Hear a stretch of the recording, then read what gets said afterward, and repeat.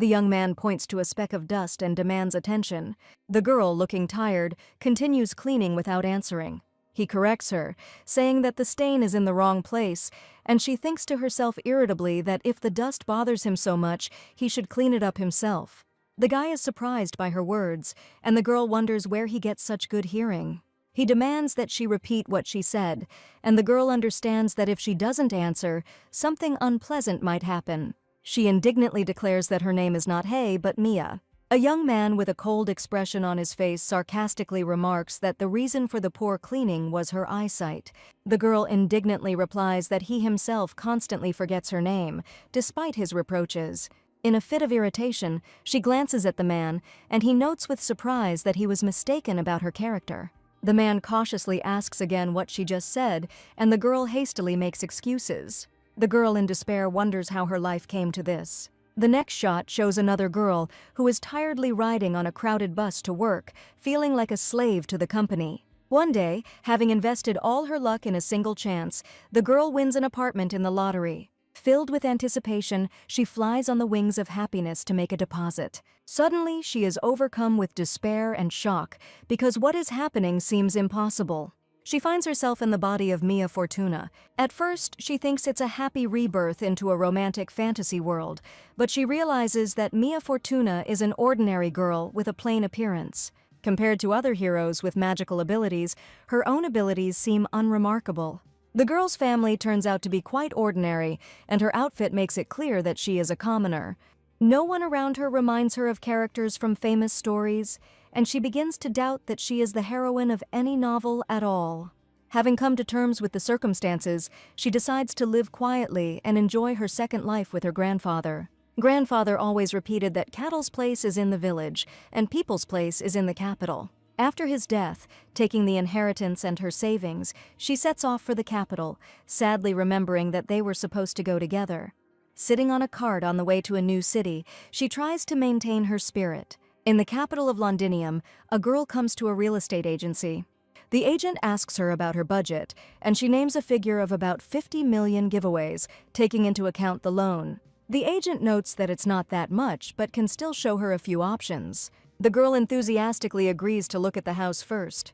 They are shown the first house, a bright mansion with a spacious terrace. The agent explains that this is a noble mansion, built 50 years ago and recently completely renovated, and the girl is surprised that it costs exactly that amount.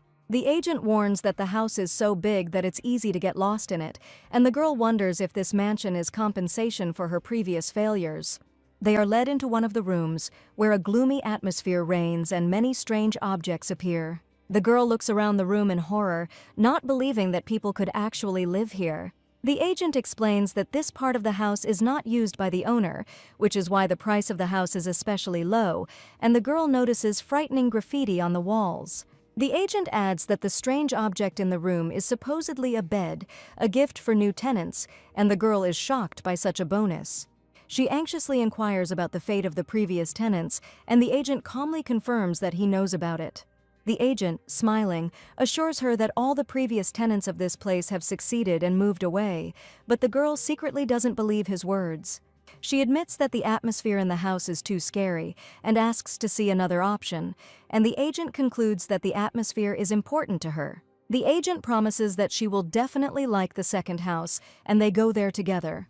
Upon arrival at the new house, the girl notes with relief that at least from the outside it looks normal. She looks around the house doubtfully, without showing any emotion. Inside, the girl feels uneasy, noticing that her body is literally retreating back because the place seems strange. The agent assures that the interior is designed in a refined, artistic postmodern style. The girl notes with annoyance that she would just like a normal house and not something strange. The agent reminds us that for that price, it's difficult to find even the options he's already shown us in the capital. She insists that the house must be habitable no matter what. The agent agrees and promises to show the latest version. The girl prays with hope that this house will turn out to be ordinary and is even ready to agree to a studio. The girl looks with admiration at the majestic building of the mansion, amazed by its scale and beauty. Inside, she discovers that it is a former feudal lord's estate with a huge courtyard and many rooms. The agent notes that the authentic antique furnishings give the place a special charm. The girl is surprised when she learns that she doesn't even need to pay for this house, she just needs to formalize the transfer of ownership. However, the agent says that there are conditions: the house must be kept perfectly clean, without a speck of dust. The second condition is the need to sign a lifetime contract, which strictly prohibits eviction. The girl is at a loss to understand that she will not be able to leave this huge house until she dies, and the thought of constant cleaning seems like a real nightmare to her. She learns that she will be paid a monthly allowance of 4 million giva for the upkeep of the house, since the mansion is recognized as a cultural asset. Without hesitation, she agrees to the proposed conditions. The agent hands her the papers and asks her to sign to formalize the deal. The girl thinks that the conditions seem suspiciously good, but compared to other options, this house is much better, so she decides to sign the contract. She signs with delight, feeling like a winner in a lottery where the main prize is a secure life. The contract is signed, and the girl happily receives the documents in her hands. The agent wishes her luck with a slight smile. She ponders his words with surprise, not fully understanding their meaning. Watching the agent go, the girl remains alone at the gate of her new home, thinking that they really did wish her good luck. The girl puts the heavy suitcase on the floor with difficulty, feeling tired from the journey. She, wiping her forehead, finally reaches the big house and sighs with relief. Looking around, she notices that there are indeed a lot of rooms in the mansion, and she understands that it will be difficult to clean everything alone. She is considering hiring a housekeeper, as her income now stands at 4 million giavi. Deciding to try and cope on her own, she falls onto the sofa with a smile to rest a bit. She plans to clean her room first, but after looking at the moon, she decides to go to bed early. The girl decides that cleaning can wait until the morning and falls asleep on the sofa with relief. She slowly falls asleep, her gaze becoming absent-minded and tired. Half asleep, she begins to hear someone's voice but cannot understand who it is. A man in a white uniform appears above her, and she realizes that she hears a voice, but she cannot move. The man is outraged that she is sleeping in an untidy house, and the girl panics and thinks that she has sleep paralysis. The man warns her that if she doesn't start cleaning tomorrow, there will be consequences, and the girl mentally asks him to let her go first before lecturing her. The suitcases fall to the floor with a crash, and the girl thinks in horror about the ghost. She screams indignantly, demanding not to touch other people's things without permission. Looking around, she notices that there is no one in the room. The girl decides that she simply dreamed this whole strange situation because she was tired. She notices that the suitcases are lying exactly the same as in the dream, and begins to doubt the reality of what is happening. In the end, she convinces herself that she simply left them like that, and pushes away the disturbing thoughts. The girl, stretching after waking up early, decides to do some cleaning.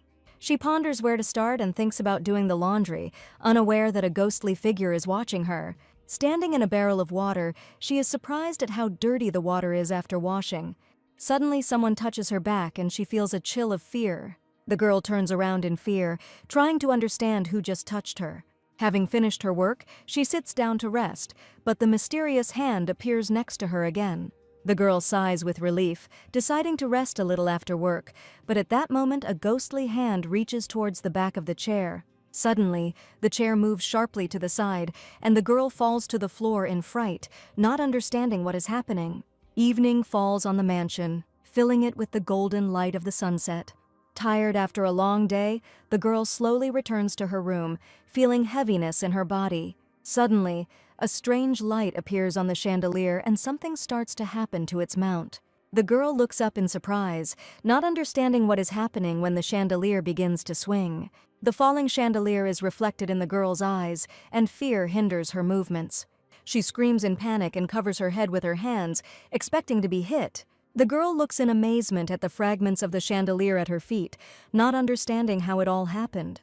Realizing that only a few centimeters separated her from death, she breaks out in a cold sweat. A man in dress uniform appears before her, reminding her of the warning that she will regret it. The girl, confused and indignant, demands to know who he is to appear in her house so suddenly. A man in dress uniform declares his status as a contract partner. The girl, confused, recalls that she only signed a deed of ownership of the mansion. The man notes with a slight grin that she is not one to read contracts carefully. The girl is shocked to discover that the contract actually did include something important. She reads the fine print, which talks about the contractual relationship with the entity of the mansion and the duties of the manager. In despair, she accuses the situation of fraud, as she was unaware of the hidden conditions. The man reminds the girl that she signed a contract and is now obligated to fulfill its terms, and she, in despair, declares her intention to terminate the contract. The man calmly clarifies that she really does want to terminate the contract, preparing for the consequences. A huge chandelier falls from the ceiling, threatening to fall right on the girl. The girl looks up in horror, realizing the danger looming over her. The man threateningly hints that he might accidentally unclench his hand if she still wants to terminate the contract, and the girl gives in fear. The girl, with a forced smile, hurries to apologize and assures that loyalty is the best thing that was in this contract. The girl breathes a sigh of relief when the man decides that her behavior now suits him. The man demands only one thing from her to keep the mansion clean. He warns her that if she doesn't fulfill the terms of the contract, she will regret it again, and the girl is amazed by his ability to pass through objects. She excitedly asks his name, and he introduces himself as Matthias Edward von Garciel. The girl is confused and wonders how it is possible to make a deal with a ghost. The man explains that he is not a ghost, but an immortal whose existence is tied to a contract, but her attempt to clarify only irritates him. The man thinks with irritation that he is forced to deal with a girl who barely understands his words, and she decides for herself that from now on she will call him the spirit of the mansion. He claims that there is no escape from fate and reminds that everything that happens is the result of her own choice. The girl is perplexed because she doesn't remember choosing the option with the spirit, and the man wearily repeats that he is neither a ghost nor a spirit.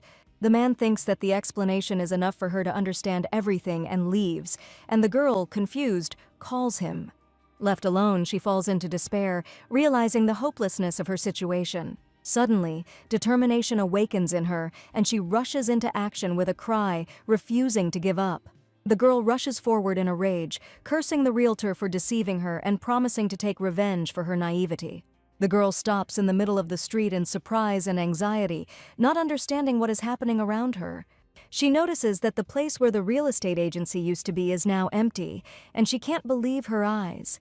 A man approaches her, also puzzled by the sudden changes, and tries to understand what happened. The girl asks a passerby about the fate of the agency and learns that it suddenly closed and disappeared, leaving no trace. Stunned, she sinks to the sidewalk, unable to believe what is happening. Overwhelmed by despair, the girl begins to cry, feeling complete hopelessness.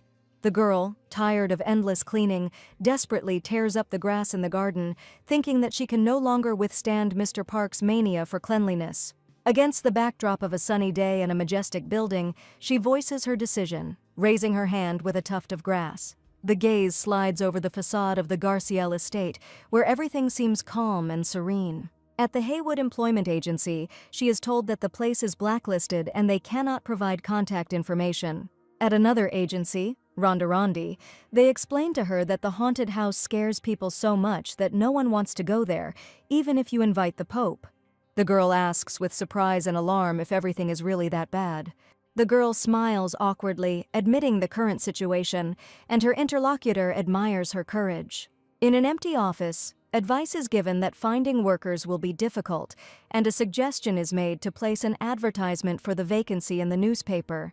The girl is surprised by the idea of the ad, and the agency employee explains that for a fee, you can advertise anything. Inspired, the girl thanks him for the advice and hurries to the editorial office to submit an ad. 2 weeks pass, and a stern man in a dress uniform gives cleaning advice, pointing out the need to use lemon instead of detergent. The girl tiredly scrubs the bathtub, and the man continues to admonish her, reminding her of the importance of cleanliness even in a haunted house. The girl listens with a dissatisfied look to Mr. Park's latest instructions about the need to be neat even at home. The annoying brownie Mr. Park was so notorious that no one would agree to work in the house, despite the high pay. The girl tiredly washes the dishes under Mr. Park's stern gaze, mentally wishing that at least someone would come to the rescue, otherwise she would soon not be able to bear it. Suddenly she happily notices that someone has arrived and rushes to greet the guest. With a beaming smile, she welcomes the new visitor, hoping for a change. A stranger appears on the threshold and greets you politely. The young man greets his interlocutor with a confident smile, creating an atmosphere of ease and trust. The girl looks at the guest with surprise and slight wariness, wondering what could have brought such an attractive man to their house. The man explains that he came in response to a job posting, and the girl is surprised that it is for a housekeeper position. He assures her that this is exactly the kind of job he was looking for and that the conditions are ideal, but the girl, confused, clarifies that she is looking for a live-in cleaner. The man, with a slight smile, confirms that he understands the essence of the work perfectly and meets all the requirements. The girl, a little confused, thinks that perhaps the advert contained too much information, but is glad that at least someone agreed to the job. The girl asks with disbelief whether the man really came because of the ad, and he calmly confirms it. A suspicion flashes through her mind that there might be something strange behind his actions. The man hands her his resume, and she, a little confused, accepts the documents. She considers that even such a candidate is better than no one at all, and decides that if he is not a maniac, then he will be quite suitable. The girl carefully studies the resume, learning that his name is Dante Van Dyke and he is 23 years old. She wonders why a person with such experience decided to get a job as a housekeeper for her. The young man proudly states that cleaning is what he feels most confident in. The girl watches in bewilderment as he puffs out his chest while talking about this. The name Dante Van Dyke suddenly pops into her head, causing surprise and alarm. Her memories take her to a novel about an illegitimate princess who fights against the collapse of the class system. A princess who has lived as a commoner for so long discovers her royal origins and tries to save the hierarchy. In this story, there is a protagonist who becomes her adversary, and his name is Dante Van Dyke. In the blaze of light, a figure of a man in military uniform appears, clutching a sword, and his name is Dante Van Dyke. This man, driven by hatred for the royal family and nobility, vows revenge and eventually carries out a coup d'état. The girl, hearing about the coup, is horrified and decides that she wants nothing to do with it and tries to politely refuse the candidate. The man with a cold gaze asks if she is satisfied with his resume, and the girl is at a loss under his pressure. His icy eyes demand an explanation, and the tension in the air becomes almost palpable. The girl panics and thinks that he has the look of a maniac, and if she refuses, she will inevitably die right on the spot. The girl, with a forced smile, announces that it was a stressful interview and congratulates the man on his success. The man looks at her silently, and she, covered in sweat, feels the tension in the air. He thanks her for accepting him and expresses hope for fruitful cooperation, and the girl admits to herself that she agreed out of fear. Suddenly, she decides to use the probationary period as a way to protect herself. She happily announces that they have a probationary period, and the man is surprised to clarify this point. The girl explains that if he doesn't complete the work within the allotted time, he will be fired, mentally sighing with relief. The girl, with a forced smile, suggests that the man refuse the job if he is not satisfied with the probationary period, and he thoughtfully repeats this word. Inside, she desperately hopes that he will refuse and leave on his own. The man calmly agrees, but the girl is confused and can't believe her ears. He promises with a slight smile to meet all her needs, including housework. The girl perceives his words with surprise and slight embarrassment. Freshly washed sheets flutter against the bright sunny day, symbolizing the beginning of a new chapter. In the sunny and clean kitchen, the question of what to do next is heard, filling the space with anticipation. The new housekeeper addresses the owner with a gentle smile, radiating calm and confidence. The girl, unable to hold back her tears, internally asks why everything is turning out this way. The girl watches thoughtfully as the guy is so good at cleaning that he even notices the dust on the ceiling, causing her surprise. In the kitchen, the girl and the boy come face to face, and he addresses her as the hostess. The girl shyly asks him not to call her mistress, feeling awkward. The guy calmly explains that she is his employer, which means that for him she is the boss. The girl internally agrees with his logic, but still considers such treatment excessive. The guy suggests choosing a different form of address, and the girl asks again in surprise, not understanding what he means. The girl thoughtfully goes through the options for addressing her, starting with the employer, the manager, and the captain.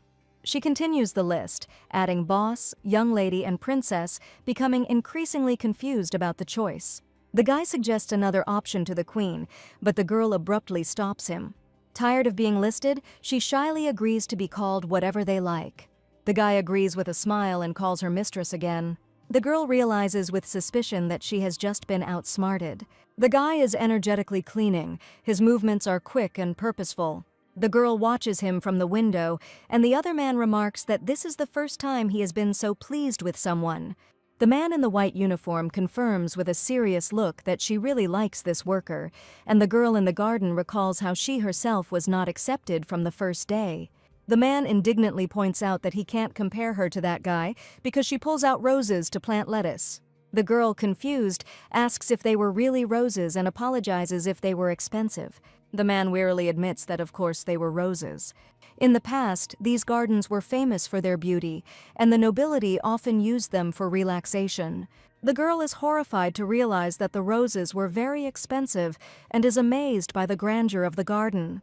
The man informs her that it is now her responsibility to manage this garden, causing her surprise. Against the backdrop of the green lawn, they both look small in the face of nature. The girl reflects with a smile that nature is most beautiful in its natural form. The man admits that she has no talent for housekeeping and advises her to hire servants, including a gardener. The girl wonders why housekeepers need combat skills, reflecting on the unusual requirements for staff. A man in formal uniform explains that uninvited guests are expected soon, and this requires special preparation. He adds that the more eyes there are on the property, the safer and cleaner the mansion will be, and the girl irritably calls him a cleanliness fanatic.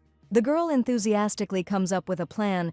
If she hires someone more competent than Dante, she will be able to find a reason to fire him. Inspired by her idea, she happily decides to take action. Inside the mansion, the girl reports that she has several tasks for Dante. The guy insists on accompanying the girl, assuming that she will have to carry heavy things, but she assures him that she does not intend to buy anything heavy. The girl catches the guy cleaning, and he easily lifts a heavy sofa with one hand, causing her silent shock.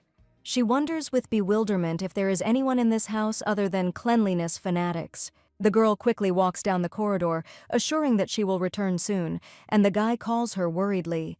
She hurries down the corridor, admitting to herself that she is still a little nervous. The girl wonders where to find a person who can satisfy the demands of this worker obsessed with cleanliness. The girl rides her bike down the street, thinking that Dante makes her life so much easier and wondering whether she should fire him. She gathers her courage, convincing herself not to give in to her emotions so as not to get into trouble. An inner voice tells her that if she doesn't want trouble, then firing Dante is the right decision. The girl insistently demands that this time the job posting be written correctly, because the previous one sounded like an invitation to the next world. The man tries to justify himself, but she insists that the ad is normal, ignoring his protests. The man enthusiastically promises to do everything as it should be, and the girl looks at him with distrust. The girl arrives at the market with an anxious premonition, looking around. Her gaze stops on a pink dress, which seems especially beautiful to her. She asks about the price of the dress, and the seller quotes 300,000 giveaways. Upon hearing the price, the girl is surprised, and the seller immediately offers her a discount of 5,000. She reasons to herself that the dress isn't worth even 20,000 and suspects that the seller thinks she's naive. The girl decides to say with a smile that she forgot her wallet at home to avoid an awkward situation. The girl is about to leave, deciding that she will buy the dress next time, but the seller calls her back. The salesperson angrily states that if she touched the dress, she is obliged to buy it, and tries to stop her. The girl calmly replies that she didn't touch the dress, but the seller insists that he saw it himself. Two men joined the dispute, claiming that they also saw her touch the dress and even allegedly damaged it. Men offer the girl to simply buy a dress, hinting that it will be better for everyone, and she realizes that she is dealing with typical scammers. The girl realizes that they are trying to deceive her and decides not to show weakness, so as not to become an easy victim. The girl indignantly points out that if a dress tears from the slightest touch, then it is a cheap consumer product, and suggests testing the seller's clothing for durability. Suddenly, someone roughly grabs her by the collar, not letting her leave. The man, with a frightening smile and an ominous look, asks if she understands who she is talking to, hinting at danger.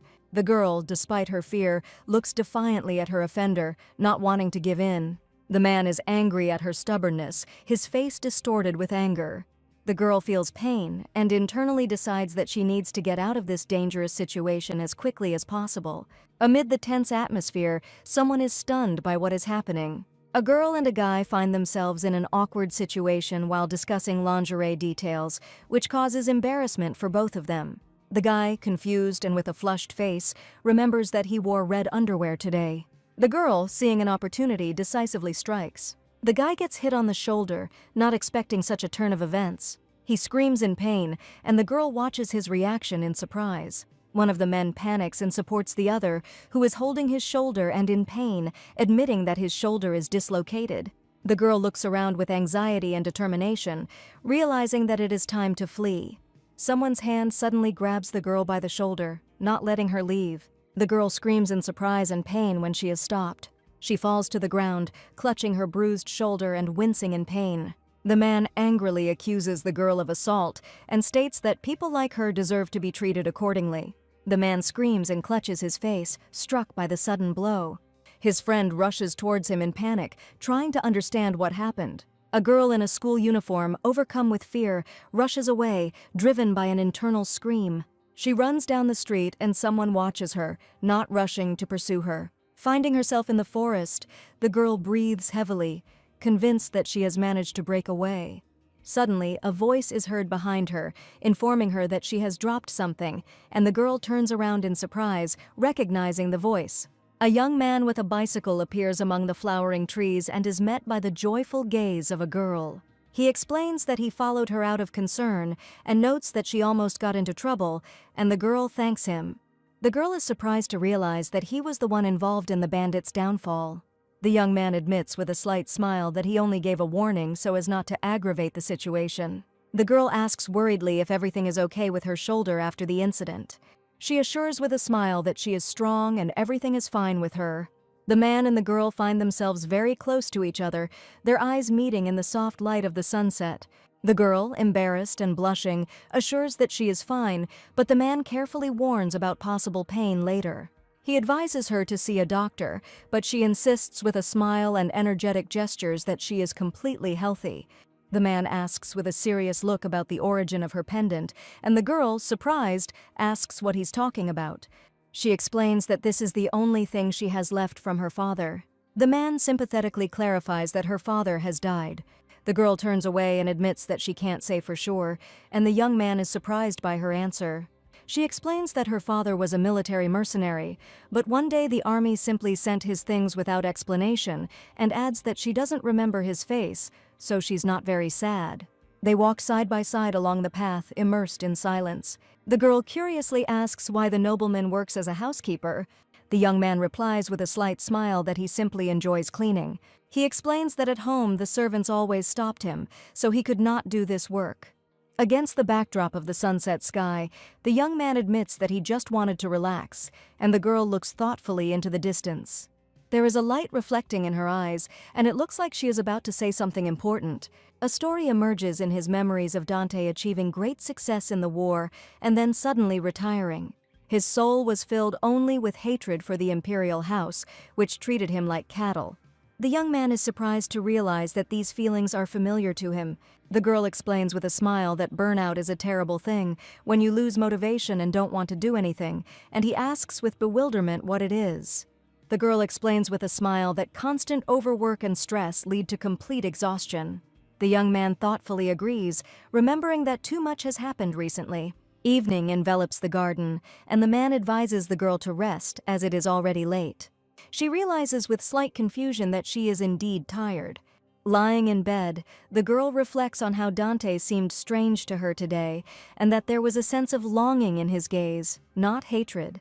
The silence of the night is broken by a knock on the door, interrupting her thoughts. A girl in a nightgown gets out of bed in alarm, trying to understand the source of the strange sound. Carefully peering out into the corridor, she anxiously calls out a familiar name, hoping to see a friend. Suddenly, a stranger grabs her, ominously pressing her to himself and threatening to remain silent for his own life. In horror and shock, the girl cannot break free. Her eyes are full of fear and bewilderment. In a dark room, 3 men in cloaks grabbed a girl. One of them reproaches the other for carelessness, and the girl, in fear, presses her hands to her chest. The girl looks at her kidnappers in panic and bewilderment, mentally wondering who these strange robbers are. One of the men leans towards the girl with a grin and says that they are looking for something. The man smiles menacingly and explains that if the girl helps them with the search, they will leave quietly, offering her cooperation. The girl trembles with fear, clenching her fists and closing her eyes, while her mouth is still covered by someone's hand. The hooded man happily announces that they are looking for the Rose Chapel. The girl wonders in surprise whether the chapel is really located somewhere in this house, and her interlocutor accuses her of pretense and demands to tell the truth, because she lives here. She thinks to herself with a tired and indifferent look that she really doesn't know anything. A few days ago, the girl noticed a mess in the basement and heard a loud noise, deciding that this too needed to be cleaned. Remembering the warning, she hears a voice that forbids entry without permission and sees a man named Mr. Matthias. She is frightened by the threat that if she enters, she will die, and she asks again in confusion. Inwardly, she wonders ironically why she is being so frightened and suggests that there might be something important behind the door, for example, a diary with dirty secrets. A man with a cold gaze warns that entering inside could cost lives. The girl, with a forced smile, agrees not to go in, glad that she won't have to clean another room. She is surprised to realize that that very room was a chapel, and her interlocutor is convinced that she knows where it is. A hooded man approaches the girl, threatening her and demanding to be shown the way if she does not want to die. The girl notices in horror that the attacker has a real knife in his hand. Frightened, she admits that she knows the way, but explains that without her the door cannot be opened, because only she knows the password. A hooded man holds the girl by her clothes in a threatening manner, and she fears in her mind what will happen if she immediately tells everything to the kidnappers. One of the kidnappers doubts that a simple maid could know important information, while the other believes that they are dealing with the mistress of the house and recalls rumors about a witch with brown hair. The man with the knife mockingly dismisses the idea of a witch, believing that a real witch would not have been caught so stupidly, and decides that it was a joke. The girl is ordered to go first and is threatened with violence if she tries to do anything, and she thinks anxiously about her situation. The girl hesitantly leads the kidnappers down the corridor, showing them the way. Finding himself in an empty place, one of the kidnappers is disappointed to note that the sought-after object is not there, and is surprised that the rumors about the disappearance turned out to be true. Two men in black cloaks discuss whether the witch could have survived, but one of them is sure that it was just a joke. The girl, looking tired, thinks irritably about how tired she is of their conversations and is surprised by the disappearance of something important. She stops in front of a massive door and announces that the right place is here. A man with a cold expression on his face and a knife in his hand demands to open the door. The girl, confused, asks again if she really needs to open the door, and the man confirms this. She panics and asks if they are sure they want her to open the door, but the man insists on his own. The girl, in despair, remembers the warning not to go inside and mentally calls for help, feeling abandoned. The hooded man impatiently urges her on, demanding that she open the door faster. She tells him with a sly smile that the password is very long and the ritual requires silence, hoping to buy time. The kidnappers are outraged by her request to remain silent, but the girl begins to drag out the process, feigning the importance of the moment. The girl slowly and solemnly pronounces a long phrase, mentally praying that someone will come to her aid while she stalls for time. She sings the hymn, internally surprised that she has already finished all the words, but there is still no help. The heavy door slowly opens with a loud creak, causing surprise among everyone present. The girl, with bewilderment and slight fear, realizes that the door actually opened by itself. She hesitantly gestures for the others to come in, telling them to go about their business. A man in a black cloak with a sneer and a knife in his hand suspects a deception, believing that entering inside is life-threatening. The girl realizes with alarm that the death threat behind the door was not just words, but notices that the dangerous creature has disappeared. She asks in surprise what exactly disappeared and receives the answer that it was the owner of the mansion. Mr. Matthias appears in a flash of blue light, causing surprise and awe. The girl covers her face with her hand in despair, realizing that her desire for comfort could lead to death. A man with a knife orders a girl to come in and get the Philosopher's Stone, and she, frightened, asks again what exactly she needs to find. In the center of the magic circle sparkles the Philosopher's Stone, an artifact that grants the owner of the mansion immortality. The girl is amazed to realize that Mr. Matthias was not just a ghost obsessed with cleanliness, but something much more. The frightened girl reminds him that she was threatened with death for entering, but the man merely suggests that they test it out. She is pushed inside, and before she knows it, she finds herself outside the threshold of a mysterious room. Losing her balance, she falls to the floor and screams in panic. Once inside, she complains of pain and wonders why she had to be treated so roughly. Looking around, she notes with surprise that everything is not as scary as she expected. Suddenly, she feels cold, and she tries in horror to understand where the icy temperature in the room comes from. The girl trembles with fear, lying on the cold floor, and prays in despair for help. Tears roll down her cheek as she thinks of her grandfather. She notices that her pendant begins to glow, causing surprise and hope. The image of her grandfather, who once gave her this amulet, promising that it would always protect her, comes to mind. The girl tremblingly calls her grandfather again, feeling his support even from a distance. Suddenly, she notices a strange glow and looks at the source of the light in surprise. The girl stops in front of a portrait in a deserted room, reflecting on the fact that the object she was looking for was recently right in front of her.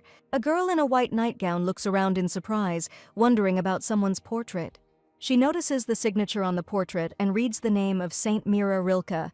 An association comes to mind. Rilke is the name of the rose that Mr. Park so carefully grows.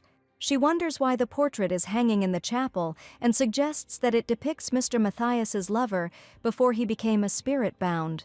The girl notices another portrait standing against the wall and is surprised. She sees that there are several such portraits, and they all depict the same woman. Old portraits lie on the floor, their faces barely visible, and a sense of mystery hangs in the air.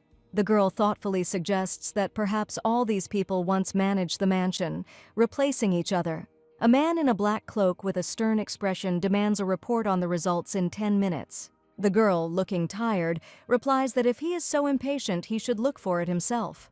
She teases the man mockingly, hinting that he is afraid to go inside. The man becomes enraged, his gaze becomes dangerous and intense. The hooded man angrily threatens, and his companions struggle to contain their laughter. The girl, with a confident smile, reminds that she is not alone here. The man reacts to her words with confusion and surprise. The man's two companions are taken aback by the sudden appearance of someone else. The group leader panics and tries to understand what is happening. An elegant man enters the room, calmly adjusting his glove and reminding everyone of the rules of decency for uninvited guests. The man in gloves takes out a weapon, remembering that everyone who saw his tracks disappeared. The hooded man grins and notes that everything happens by the grace of God. He points the gun at the other, admitting that he tried to resolve the matter quietly. The girl in the white nightgown anxiously demands that he hurry and find the necessary item to save the guy. The guy cautiously promises that he will now find what is needed. Suddenly, he delivers a powerful blow to his opponent, knocking out his weapon and changing the course of events. A pistol flashes in his hand, ready to fire. A young man in a white shirt confidently holds a weapon, standing over a defeated enemy. The vanquished man looks at the stranger in surprise and wonders about his identity. The man with the cold gaze calls himself just a housekeeper. The girl screams in despair, begging him to stop. She bitterly admits that it's all over. The girl looks in surprise at the man, next to whom his defeated opponents lie on the floor. She asks in fear if they are really dead. The man replies with a slight smile that, unfortunately, yes. The girl repeats his words in confusion, not believing what she heard. The man, smiling, says that everyone is still alive. He decides to temporarily lock them in the chapel and then hand them over to the police. The girl, breathing a sigh of relief, tries to find at least something positive in what happened. The man supports her when she suddenly loses her balance. He asks worriedly about her well-being, and she embarrassedly admits that her legs have given way. The man notices that she is injured, but the girl assures him that she is fine. He notices the blood on her knee, causing her to be surprised. The girl grabs her knee in pain, wondering when she managed to get hurt. The man notices that the wound on the girl's leg is quite large, and she admits with a smile that she didn't notice it right away because of stress. He says with regret that he could have helped earlier if he had been called, but the girl begins to make excuses. The girl says that there is a spirit named Matthias in the mansion who is attached to this place. She admits that she was biding her time, hoping for the appearance of this spirit. The girl notes with a smile that she apparently made the wrong bet, and the man looks at her thoughtfully. He promises that next time he will come right away. The man carefully lifts the girl into his arms, apologizing for the surprise, and she looks at him in surprise. He explains that he will carry her to the room, since it is difficult for her to walk, and the girl shyly tries to object. He carries her down the corridor in his arms, and she can't believe that she's found herself in the role of a fairy tale princess. In her imagination, they look like heroes of a sweet story, and she blushes with embarrassment. The girl shyly refuses help, assuring that she can handle it herself. The young man calmly states his experience and offers to take control of the situation. In indecision, there is an internal protest, despite the interlocutor's arguments. The girl insists on her independence, and the man asks about trust. The man opens the first aid kit, assuring that he will treat the wound better. The girl justifies herself, saying that such wounds heal quickly and everything will be fine. The young man looks at the girl with concern, wondering if he is causing her discomfort. The girl shyly gives in, allowing him to act. He promises with a slight smile to do everything very carefully. The guy prepares medicine, and the girl is inwardly outraged by his charm. He carefully treats her wound, noting her bravery and imagining how painful and scared she was. The girl admits that she was indeed scared, but she is confident in her feelings. He carefully treats the wound, thinking that tears won't help in situations like this. There is a tense pause between them, filled with light and anticipation. The man looks closely at the girl, wondering if she has ever encountered something like this before. A small smile appears in her eyes, but memories begin to surface. She remembers how her father went into mercenary service, leaving her as a baby in her aunt's family. The faces of my aunt and uncle come to mind. They were very kind at first, probably thanks to the money my father sent. After a certain point, the aunt and uncle's attitude towards the girl changed dramatically, and she was left alone in a long corridor. Everything the girl did began to irritate the adults, and she tried in vain to find support from them. Any attempt by her to cry caused them to fly into fits of anger, and she remained inconsolable on the floor. From that time on, determination settled in her gaze, and she stopped crying. The girl admits that after this, despite other troubles, she hardly cries. The young man thinks silently, watching her and holding a bandage in his hands. The young man sympathetically notes that it must have been very difficult for her.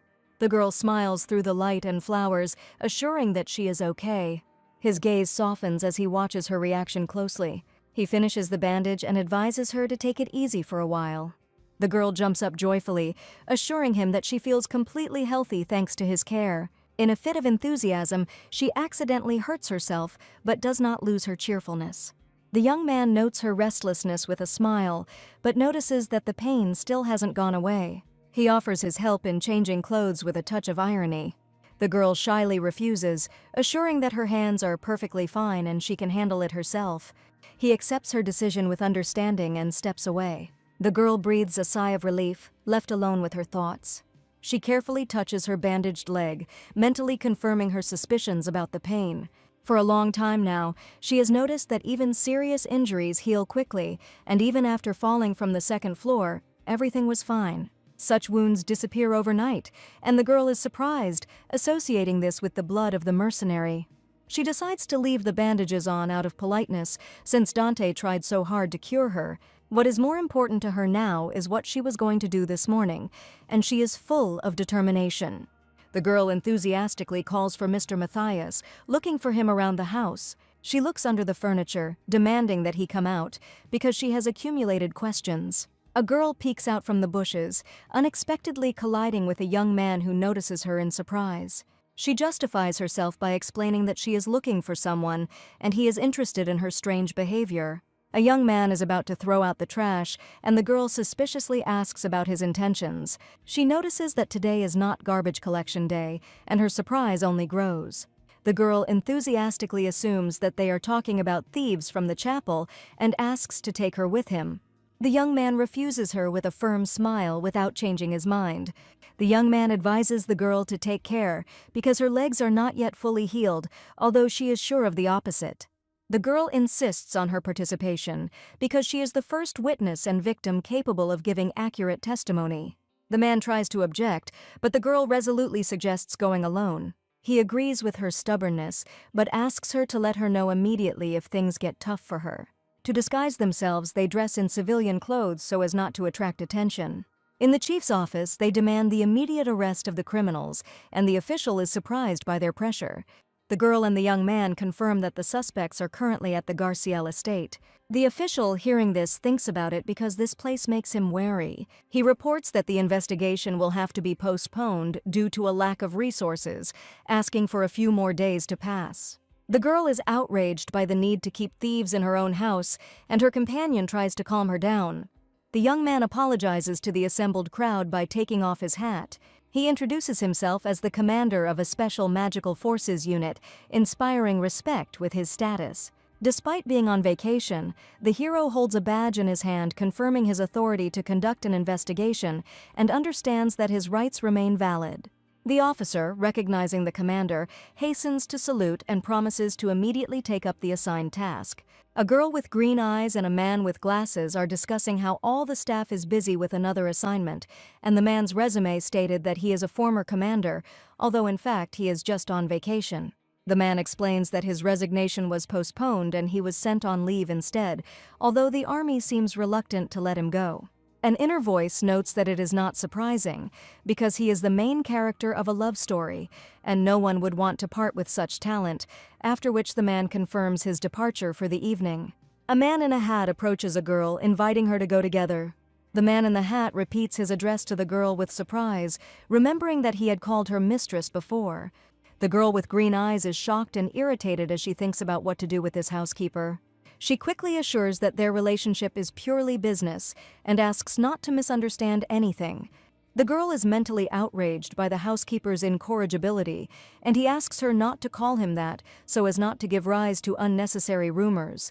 The man with a soft expression on his face asks why the hostess is reacting this way. The girl wearily asks to just go home, and the man looks at her intently. The man in the hat, with a slight smile, announces that he is going to get a bicycle. At this time, loud blows and shouts are heard in the Rose Chapel, demanding that the door be opened. One of the hooded men wonders irritably if the black-haired guy is really just a housekeeper. They argue that with such power, he is most likely a servant of the witch, although the rumors about the witch seem to some to be just gossip. The silver-haired boy recalls a strange spell and tells how one of them dislocated his shoulder when he tried to grab the girl by the wrist. Suddenly, someone gets scared, mistaking something for a ghost, and tries to calm the others, promising to look around. An inner voice contemptuously accuses the intruders of soiling his precious mansion, causing one of them to feel shock and alarm. A hooded man, waving a weapon warily, tries to find out who is nearby. A threat echoes in my thoughts that anyone who sets foot in the Garciel estate must be prepared to part with their life, and the man with the knife demands an answer. A tense grin appears on the man's face, and a question hangs in the air that sounds like a challenge. An inner voice notes that this harsh voice seems out of this world, adding to the unsettling atmosphere. The hooded man panics as he recalls that the mansion's owner was rumored to have disappeared, but now doubts it. The man with the cold gaze warily tries to understand who uttered the mysterious words, and the tension in the air grows. One of the attackers, gripped by terror, screams in fear, his face distorted with panic. In desperation and fear, the hooded man with a sword demands that the intruder leave them immediately, while the others are confused and do not understand what is happening. Against the backdrop of a golden sunset, two people are riding a bicycle along an alley, and the girl asks her companion if he has heard of the Philosopher's Stone. The man explains that the Philosopher's Stone is rumored to grant the power of the gods to its owner, and adds that it is supposedly located in the Garciel estate. The girl is surprised that her companion also knows about these rumors, because this is one of the most famous legends. The girl suspiciously wonders if Dante has settled in the mansion in order to steal the Philosopher's Stone. The young man calmly replies that the artifact will only go to the person chosen by the owner of the mansion, and the girl is surprised by his ability to guess her thoughts. A legend emerges that ownership will pass to whoever takes possession of the stone first, and a mysterious artifact sparkles in the background. The girl thinks with irritation that the owner of the mansion, although considered dead, is still alive and does not appear in public, and his activities remain a secret. A man in a white uniform with a cold expression wonders if he is being blamed for everything, and irritably points out that he did not come up with this ad, and then advises to find someone who can do the job better. The officer and his team report that they have gathered everyone they could and salute the commander against the backdrop of the lined-up soldiers. A man and a woman with tense faces ask not to report the incident to senior management, and the man standing opposite is clearly nervous. A man in a formal suit suggests finishing the job and dispersing, saying that the robbers are locked in a chapel in the basement, and one of the police officers sighs with relief. A man leads a group of police officers, inviting them to follow him down a night alley. The girl with green eyes silently watches what is happening, without interfering in the conversation. Inwardly, she notes that, although she is formally the mistress, for some reason everyone only listens to Dante, and this causes her unpleasant feelings. A police officer with a flashlight and a gun loudly demands that people raise their hands and surrender, announcing the presence of the police. A young police officer screams in panic, holding a gun, while his partner anxiously asks what is going on. Lifeless bodies lie on the basement floor, and someone stunnedly reports that all the robbers are dead. The girl with green eyes is shocked by the news of death because just yesterday everyone was alive. She fearfully asks the man that it is forbidden to kill people in her house, clearly suspecting him. The man with a cold expression is surprised that he is suspected of what happened. The girl sheepishly admits that after yesterday's events she cannot confidently say no. A girl, a little embarrassed, tries to find the words to start a conversation with a man in the corridor of the dungeon. She suddenly notices something important and asks the inspector to pay attention to it. The police officer and his partner stop at the body and offer to take a closer look at it. A mysterious object sparkles in the hand of the deceased, which immediately attracts the attention of everyone present. In the twilight, a man carefully opens his palm, in which multicolored precious stones sparkle. The man in the suit remarks that the tragedy apparently occurred because of a dispute over the trophy, while his interlocutor thoughtfully examines the stone he found. There are lifeless bodies lying on the ground, and one of the men asks why all the corpses have stab wounds if they were supposedly only stunned, while the other feels suspicious. A man in a formal suit reasons that if he were a murderer, he would not report it and arouse unnecessary suspicion. He notes that their leader was not among the dead. Flashes of lightning illuminate the scene, and the man assumes that the leader most likely killed his accomplices and disappeared. Smiling and giving a thumbs up, the mustachioed man admires the commander's deduction, noting that he has put all the facts together perfectly. The man happily reports that the dead men turned out to be the very thieves who had been wanted in the area for a long time, and thanks the commander for their capture. The commander authorizes the removal of bodies and evidence for examination, allowing the subordinate to take everything necessary. The man in the hat, taking off his headdress, says that he will not bother the commander anymore. The girl with green eyes is surprised that the door is locked and the leader is not there, and suggests that perhaps he escaped during the fight with Dante. The commander, with a heavy expression on his face, wonders whether those around him really suspect him of what happened. The girl with green eyes smiles shyly, trying to justify her thoughts. A man with a cold gaze recalls the years spent at war and the many lives he had to take. He admits that outside of war he is not used to frivolously taking someone's life. His face is serious and thoughtful. A tense silence hangs between them, the girl stunned by his words. She quickly apologizes, admitting that she jumped to conclusions and now understands what kind of person he appears to be in her eyes. The girl turns to the man with anxiety and regret, trying to stop him. The girl with green eyes regrets that she judged the man too harshly, and remorse is reflected on her face. In a fit of emotion, she grabs his hand, not wanting to let go. The man looks at her with a serious expression, his gaze full of internal struggle. The girl apologizes to him for her doubts, lowering her eyes in embarrassment. The man admits that he did make a mistake this time, his voice sounding calm and restrained. The girl asks him in surprise if he regrets what he did and receives a confident answer. A man takes a girl by the hands and asks her to fulfill one of his wishes as an apology, and she, surprised, asks what that wish is. He answers with a slight smile that he will tell you about his wish later, when he needs it. The girl is perplexed why she can't say it now, but the man assures her that desire is very important and should be saved for later. The man invites the girl inside, noting that it is already late, and she feels an uneasy premonition. In a luxurious hall, a man in a white dress uniform calmly admits that everything that happened was his fault. The girl is shocked and her eyes wide open as she realizes what she heard.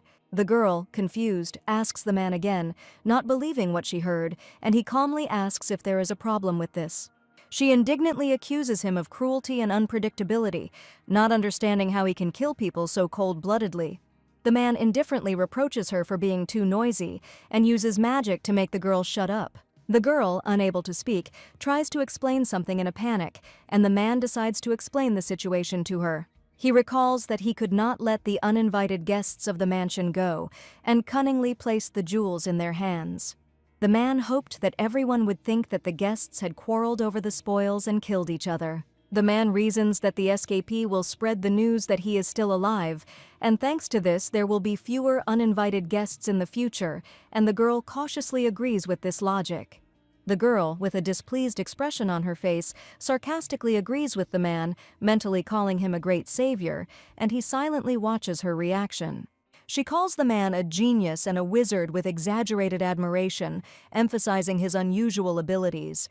The girl, beaming with delight, makes a heart-shaped gesture, mentally noting how cool it is, and the man irritably asks her not to do it again. The man in the white uniform states that he has a question, but then immediately refuses to answer. The girl enthusiastically asks what the philosopher's stone is, and the man is surprised how she learned about it. The girl says that the thieves mentioned the philosopher's stone and claimed that Mr. Matthias owned the mansion thanks to its power. The man listens to her words silently, showing no emotion. He suddenly announces that guests will soon arrive at the house, and the girl asks again in surprise. The girl panics and demands an explanation, reminding him that she was promised that there would be no uninvited guests. The man clarifies that he was only talking about the guests, without adding any uninvited words, and the girl insists on a normal answer before he leaves the conversation again. A thunderstorm begins outside the mansion window, and someone's voice calls for the owner. A man reproaches a girl for eating snacks in bed, reminding her that other people have to clean up other people's messes, and she sheepishly apologizes. The girl admits with a smile that food tastes better when you eat it lying down. Suddenly, a tremor begins, and the girl panics, thinking it is an earthquake, advising Dante to take cover under the furniture. When everything ends quickly, the girl is surprised that everything happened so quickly and feels awkward. The man notes that it was not an earthquake, but most likely something else. He reports that someone has arrived, and the girl anxiously assumes that they might be thieves. The man reminds the girl that thieves don't ring the doorbell, and she sheepishly agrees.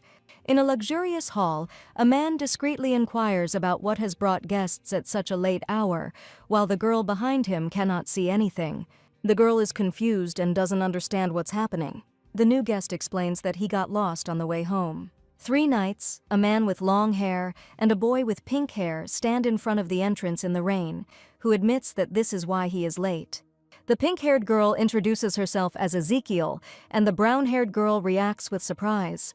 The girl with green eyes, a little embarrassed, calls herself Mia Fortuna and asks why the guests have come to her house.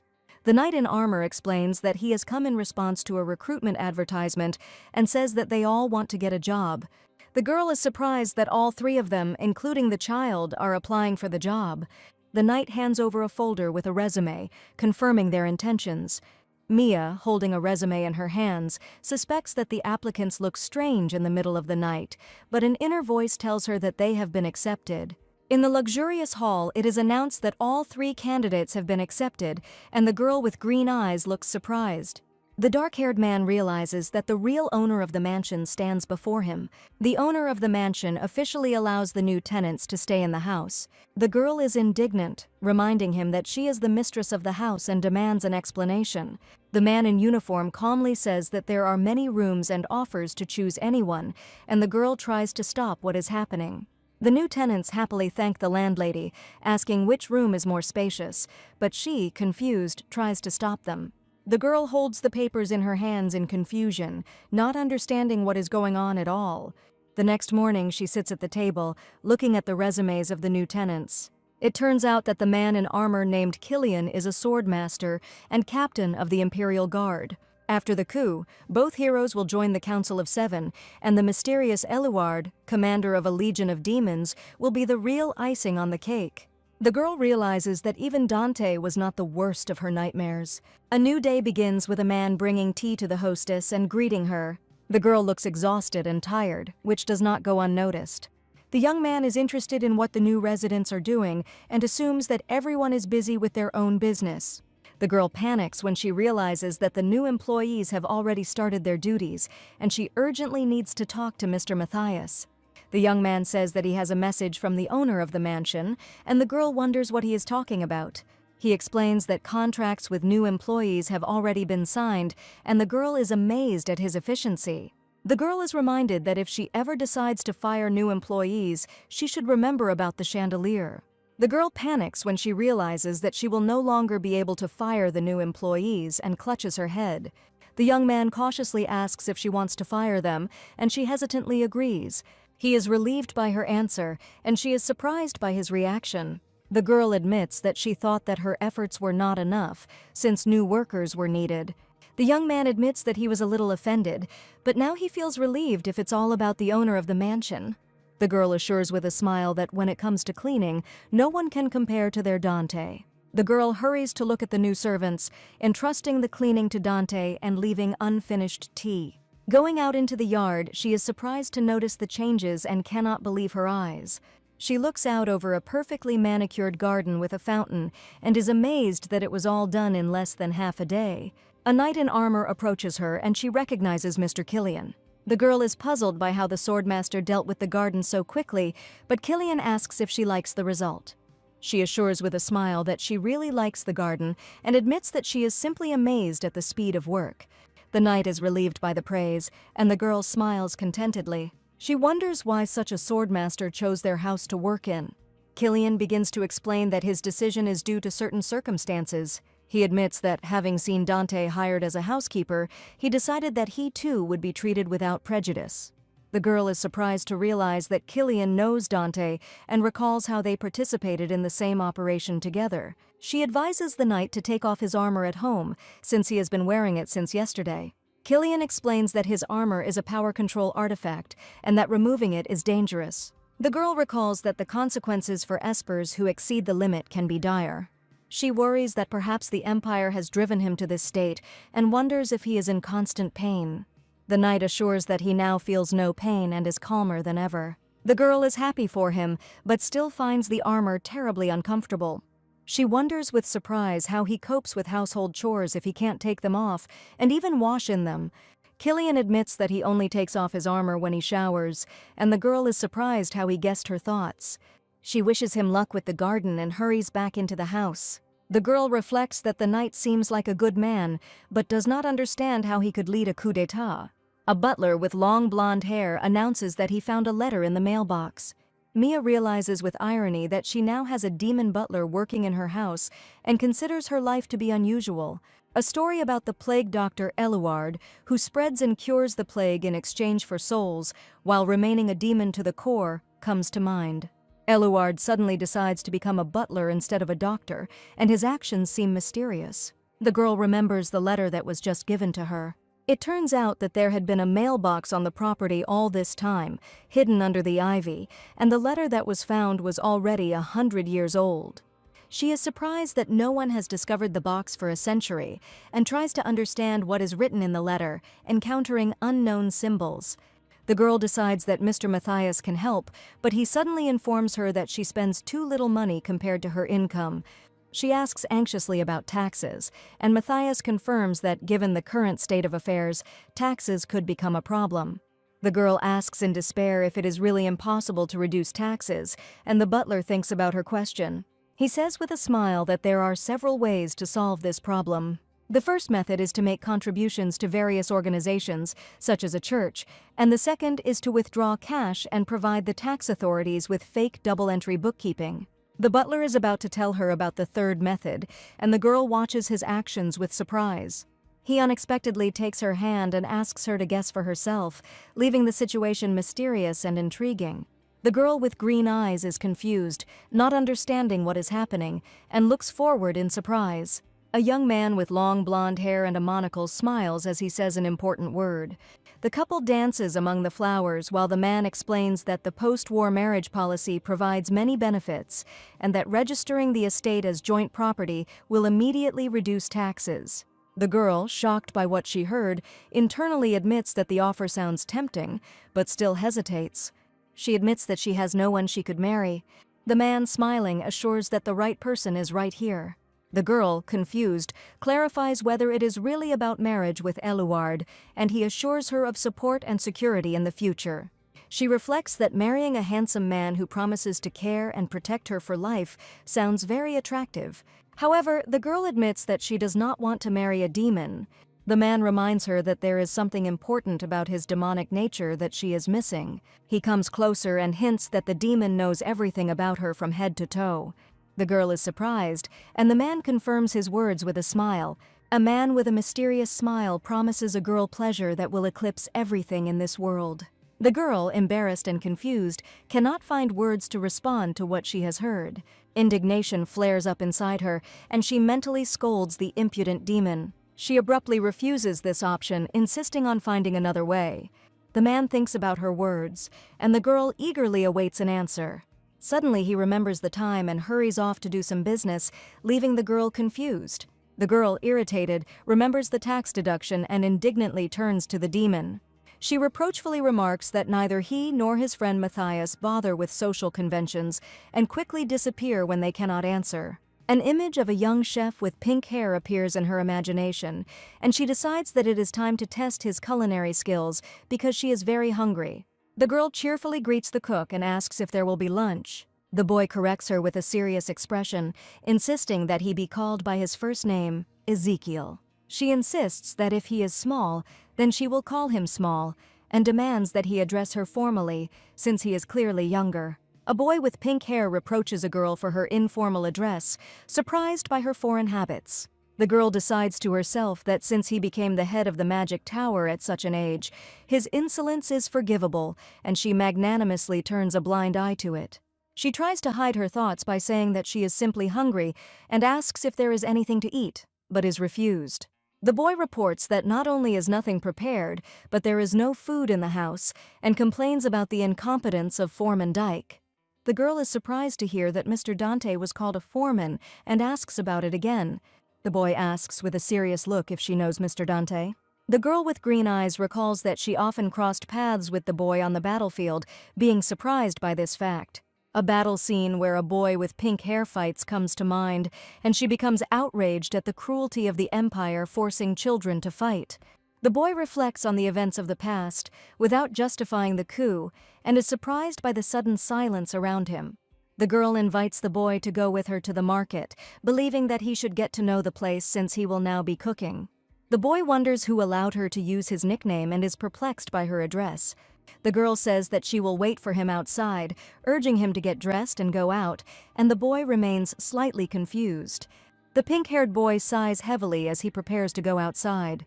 The girl joyfully calls him to the gate, offering to ride a bicycle to the market to get there faster. Suddenly, a huge red dragon appears in front of them, causing quite a commotion. The girl screams in horror when she sees a monster right in front of her. She panics and demands to leave immediately, but the boy calmly explains that there is nothing unusual about this, since everyone arrived on the dragon yesterday. The girl is stunned to realize that yesterday's earthquake and deafening roar were caused by this very dragon. The boy announces that the dragon is a housewarming gift and names it Toto, and the girl is shocked to realize that it is a real dragon.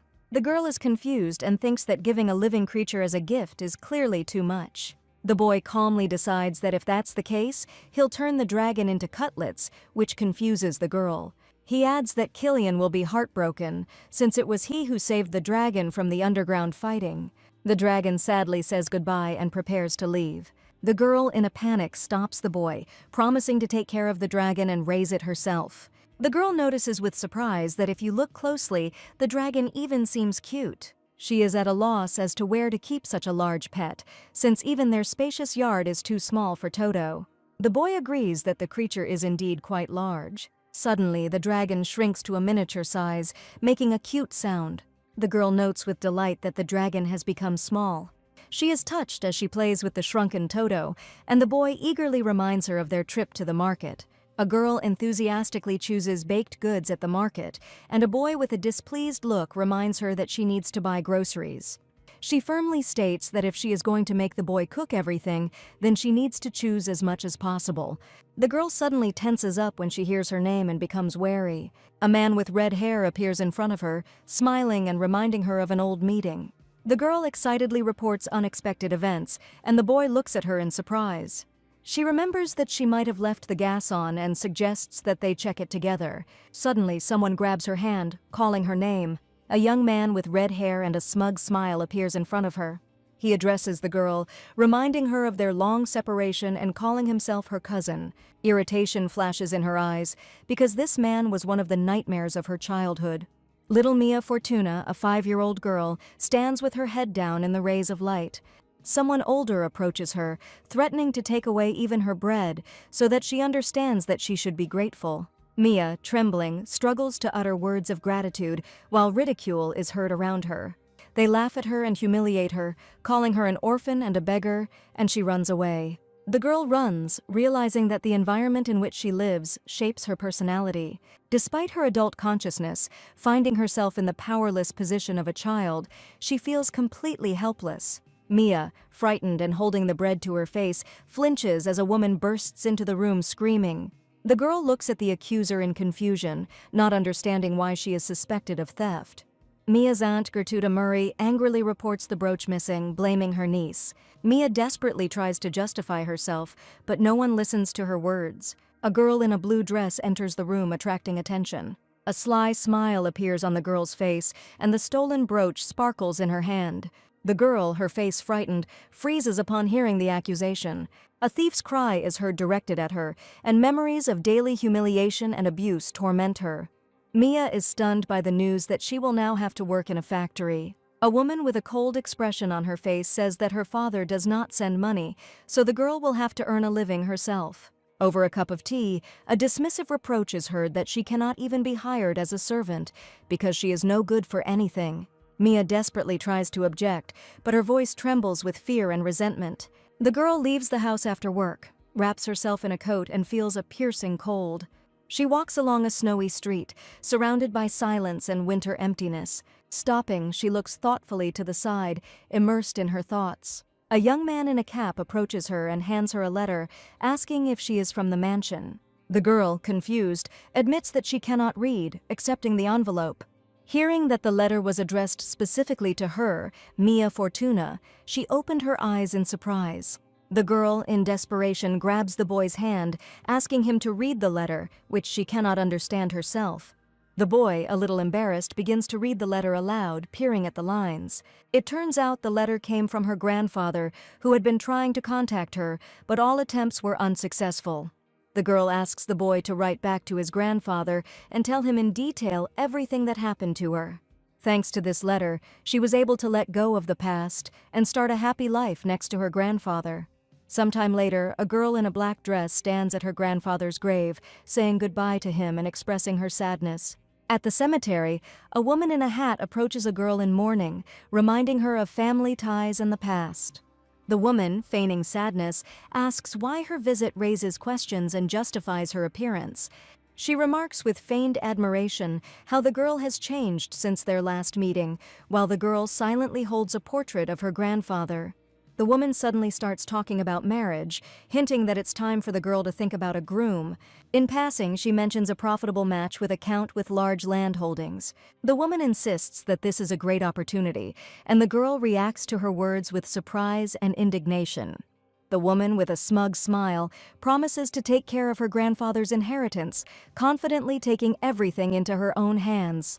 The girl restrains her anger but cannot stand it and sharply demands that he be quiet. Anger builds inside her, and she mentally wishes that her aunt would choke on this inheritance. The aunt asks again in shock, and the girl, without turning around, walks away. The woman shouts after her, demanding that she not leave, but the girl firmly leaves the cemetery. In her thoughts, she admits that she no longer wants to see these people who only pretend to be her relatives. The girl recalls with bewilderment and irritation how her cousin claims that they played together a lot as children. The red-haired guy smiles smugly, assuring her that she also enjoyed their conversation. The girl's memory of her cousin's cruel pranks comes to light, and she angrily lists his bullying. The cousin frivolously justifies his actions, calling them harmless, childish pranks, and the girl can barely contain her anger. The pink-haired boy intervenes sharply, inviting his cousin to try the same pranks on himself. The cousin looks at the boy in surprise, suspecting that Mia has become the kept woman of a rich man, and connects this with her refusal to marry. The red-haired guy, with mockery and aggression, receives a sudden blow to the face. Losing his balance, he falls to the ground with a scream, not expecting such resistance. Against the backdrop of calm, a black boot appears, and an inner voice notes that the guy's face seemed to be asking for punishment. A young man in a formal suit calmly asks the girl if he did everything right while standing among the blooming roses. Mia recognizes someone with surprise and alarm, not expecting him to appear. Someone's hand holds a gift bag, and a question is asked about the unexpected appearance. The young man explains that he went out to buy a cake and asks with bewilderment about the identity of the other man who allowed himself to say unflattering words. The girl indifferently says that he is her relative, but does not mind if he gets it again. Georgie More, having recovered from the blow, asks with pain and bewilderment who is in front of him. Dante reasons that since he was immediately met with fists, it means that there is probably a close relationship between the girl and her relative.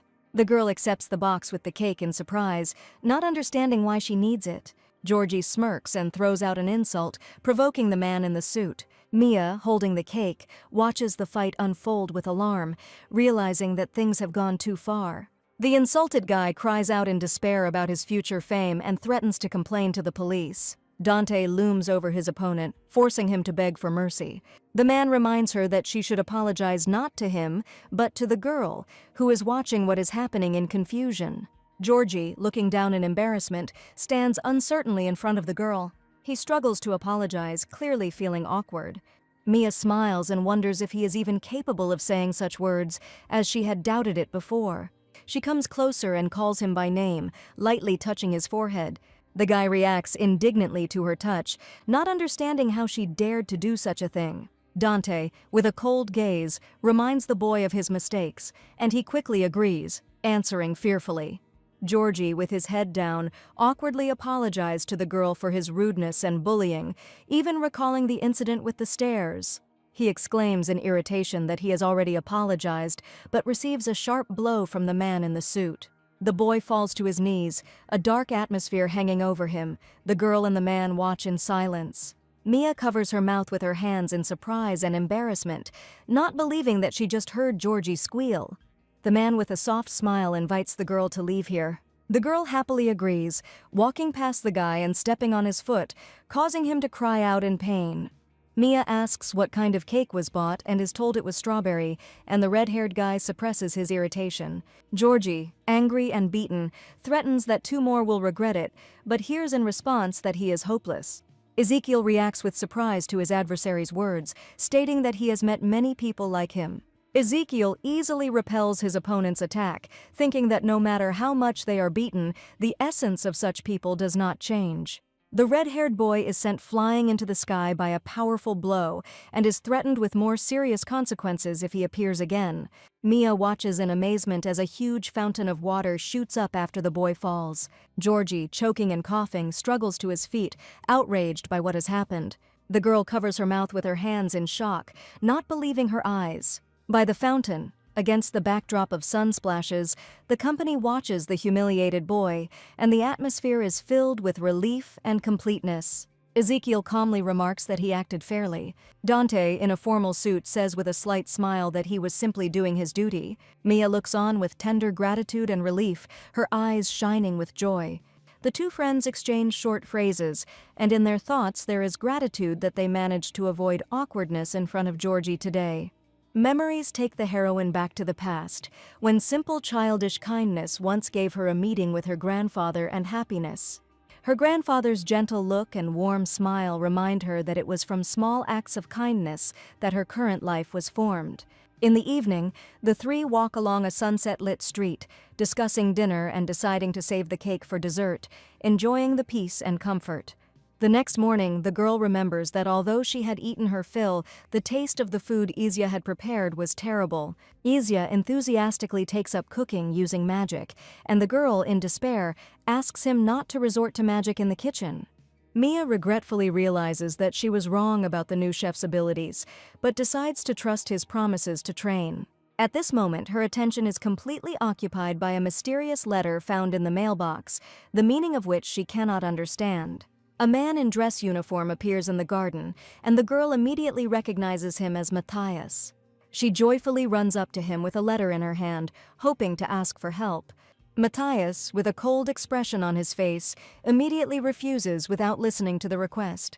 Mia, confused, notes that she didn't even have time to explain what she wanted. Matthias realizes with displeasure that he is being asked to read the letter out loud and is indignant at such a request.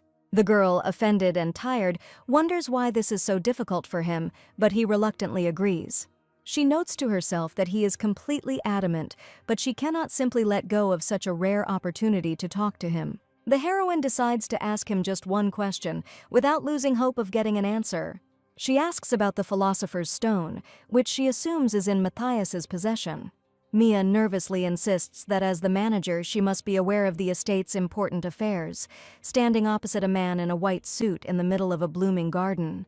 Dante looks at her silently, his gaze serious and thoughtful. Amidst the shimmering magic, the Philosopher's Stone appears, said to be inherited rather than owned, and only a chosen few can use it.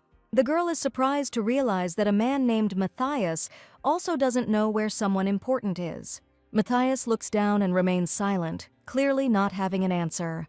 He turns away and walks away, mentally noting that he has wasted too much of his precious time on her, and the girl exclaims after him in confusion. A desperate cry is heard from the facade of the mansion, demanding that everything be explained clearly.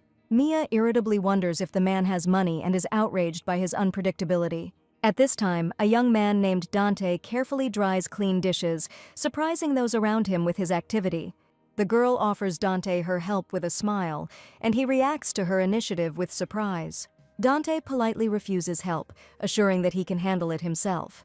The heroine does not take no for an answer and enthusiastically joins in washing the dishes. The young man advises the girl to rest, but she happily continues to help him in the kitchen. He smiles softly, offering to wash the dishes together. Mia picks up the plate and admits that she would like to ask him for something. She clarifies that we are talking about a letter written in symbols unknown to her. The girl explains that it could be a foreign language or a forgotten script, and asks him to look at the letter, hoping that he will be able to read it. Dante readily agrees to help, accepting the letter from her. The young man, with a serious look, carefully wipes the cup, completely focused on his work. He confidently declares his readiness to fulfill any wish of the hostess, continuing to do the dishes, and the girl watches him nearby. Mia acknowledges his concern with a slight smile, but deep down she feels a lack of confidence. At the table, among exquisite treats, the young man explains that the letter is written in an ancient cipher used by nobles for personal correspondence. He reads a letter addressed to the esteemed manager of the estate and mentions that he is the second generation to hold this position. A flashback shows an image of an elderly man writing a letter to inform him of the important duties of a manager. Among the blooming roses and radiance, a girl appears in an exquisite dress. Her name is Rilke Teresa de Piazza. Someone's hand, holding a pen, writes a letter, which says that one day the new manager will understand the essence of his duty. When opening the letter, some object suddenly falls out of it. A golden four-leaf clover falls onto the table, sparkling among the dishes and treats. Dante notices that it is the badge of the manager who wrote the letter, and notes that it should be kept carefully. Mia looks at the badge in surprise, realizing its importance. The young man explains that the letter turned out to be a simple note about the transfer of affairs and a request to remember the first manager. The heroine notices Rilke's name, Teresa de Piazza, among the antique relics on the mantelpiece. A portrait of a woman in an underground chapel comes to mind, and it becomes clear that this is the first manager. Over a cup of tea, the girl asks Dante if he knows anything about Rilke. Dante confirms that he is familiar with this story. He says that Rilke was once from a royal family, and in the chronicles she is described as a cruel villain who tortured and killed many people. Over time, the name Piazza became a household word and acquired the dark meaning of a bird that devours people. Mia is surprised because the portrait in the chapel said, "Saint of Peace," and she considered her a saint. In the past, this woman was indeed a saint who transmitted divine revelations to people. According to legend, she once made a deal with a demon and turned against people. At the table, Mia doubts what she heard, and the young man remarks that ancient stories are easily distorted. He suggests that perhaps even the most terrible records about her are just lies.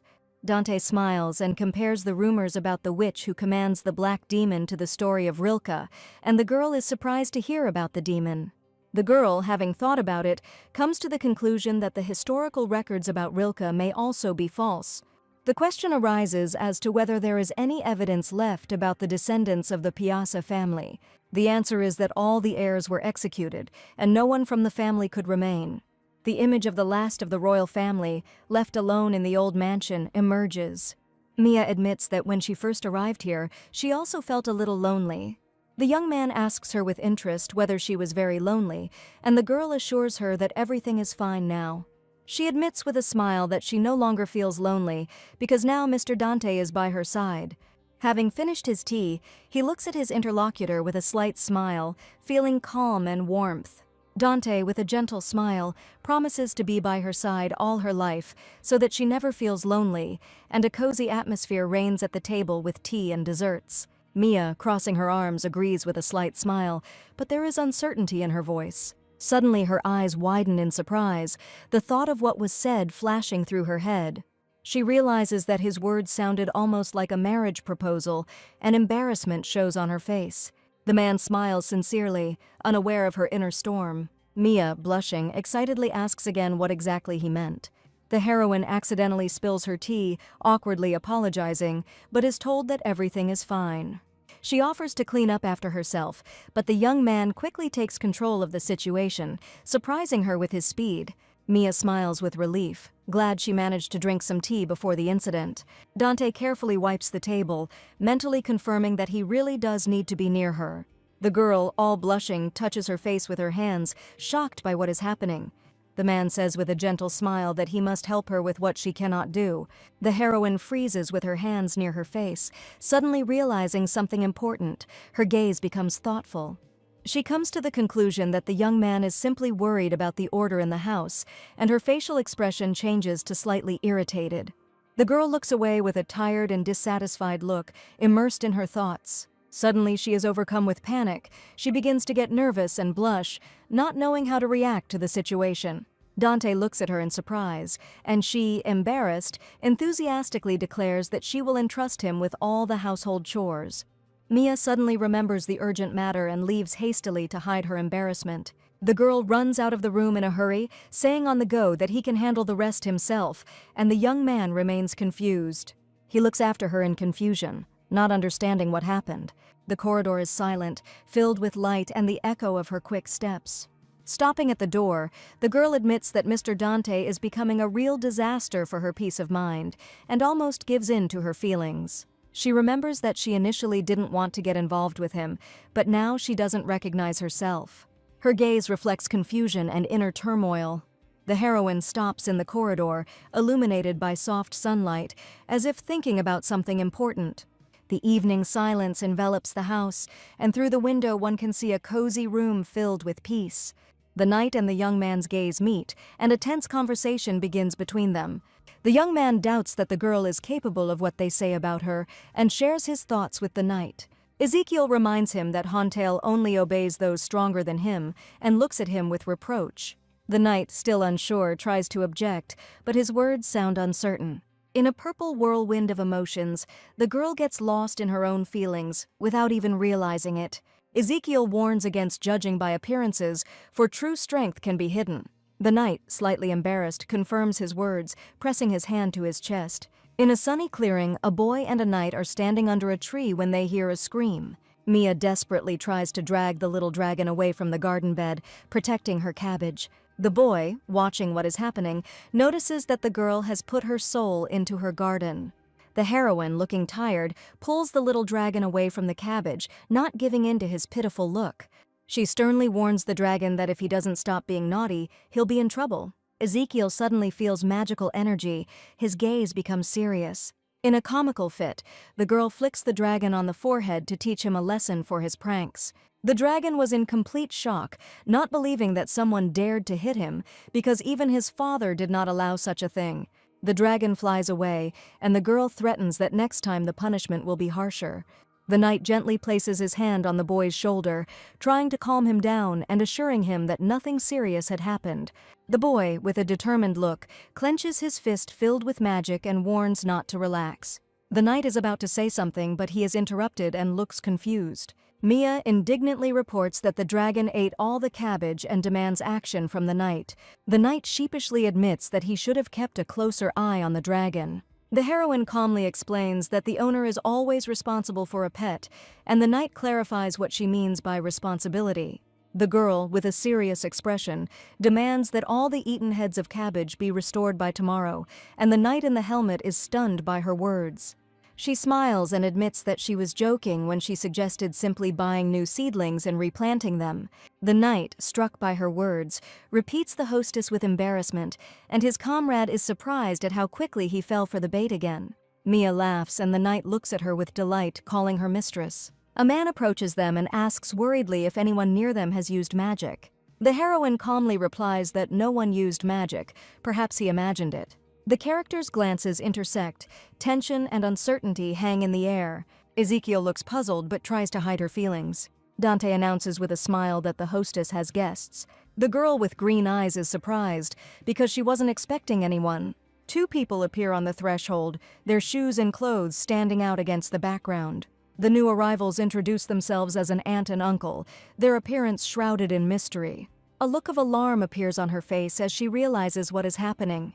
Clenching her fist, she mentally wonders why these people are here. A tense pause hangs between the heroes.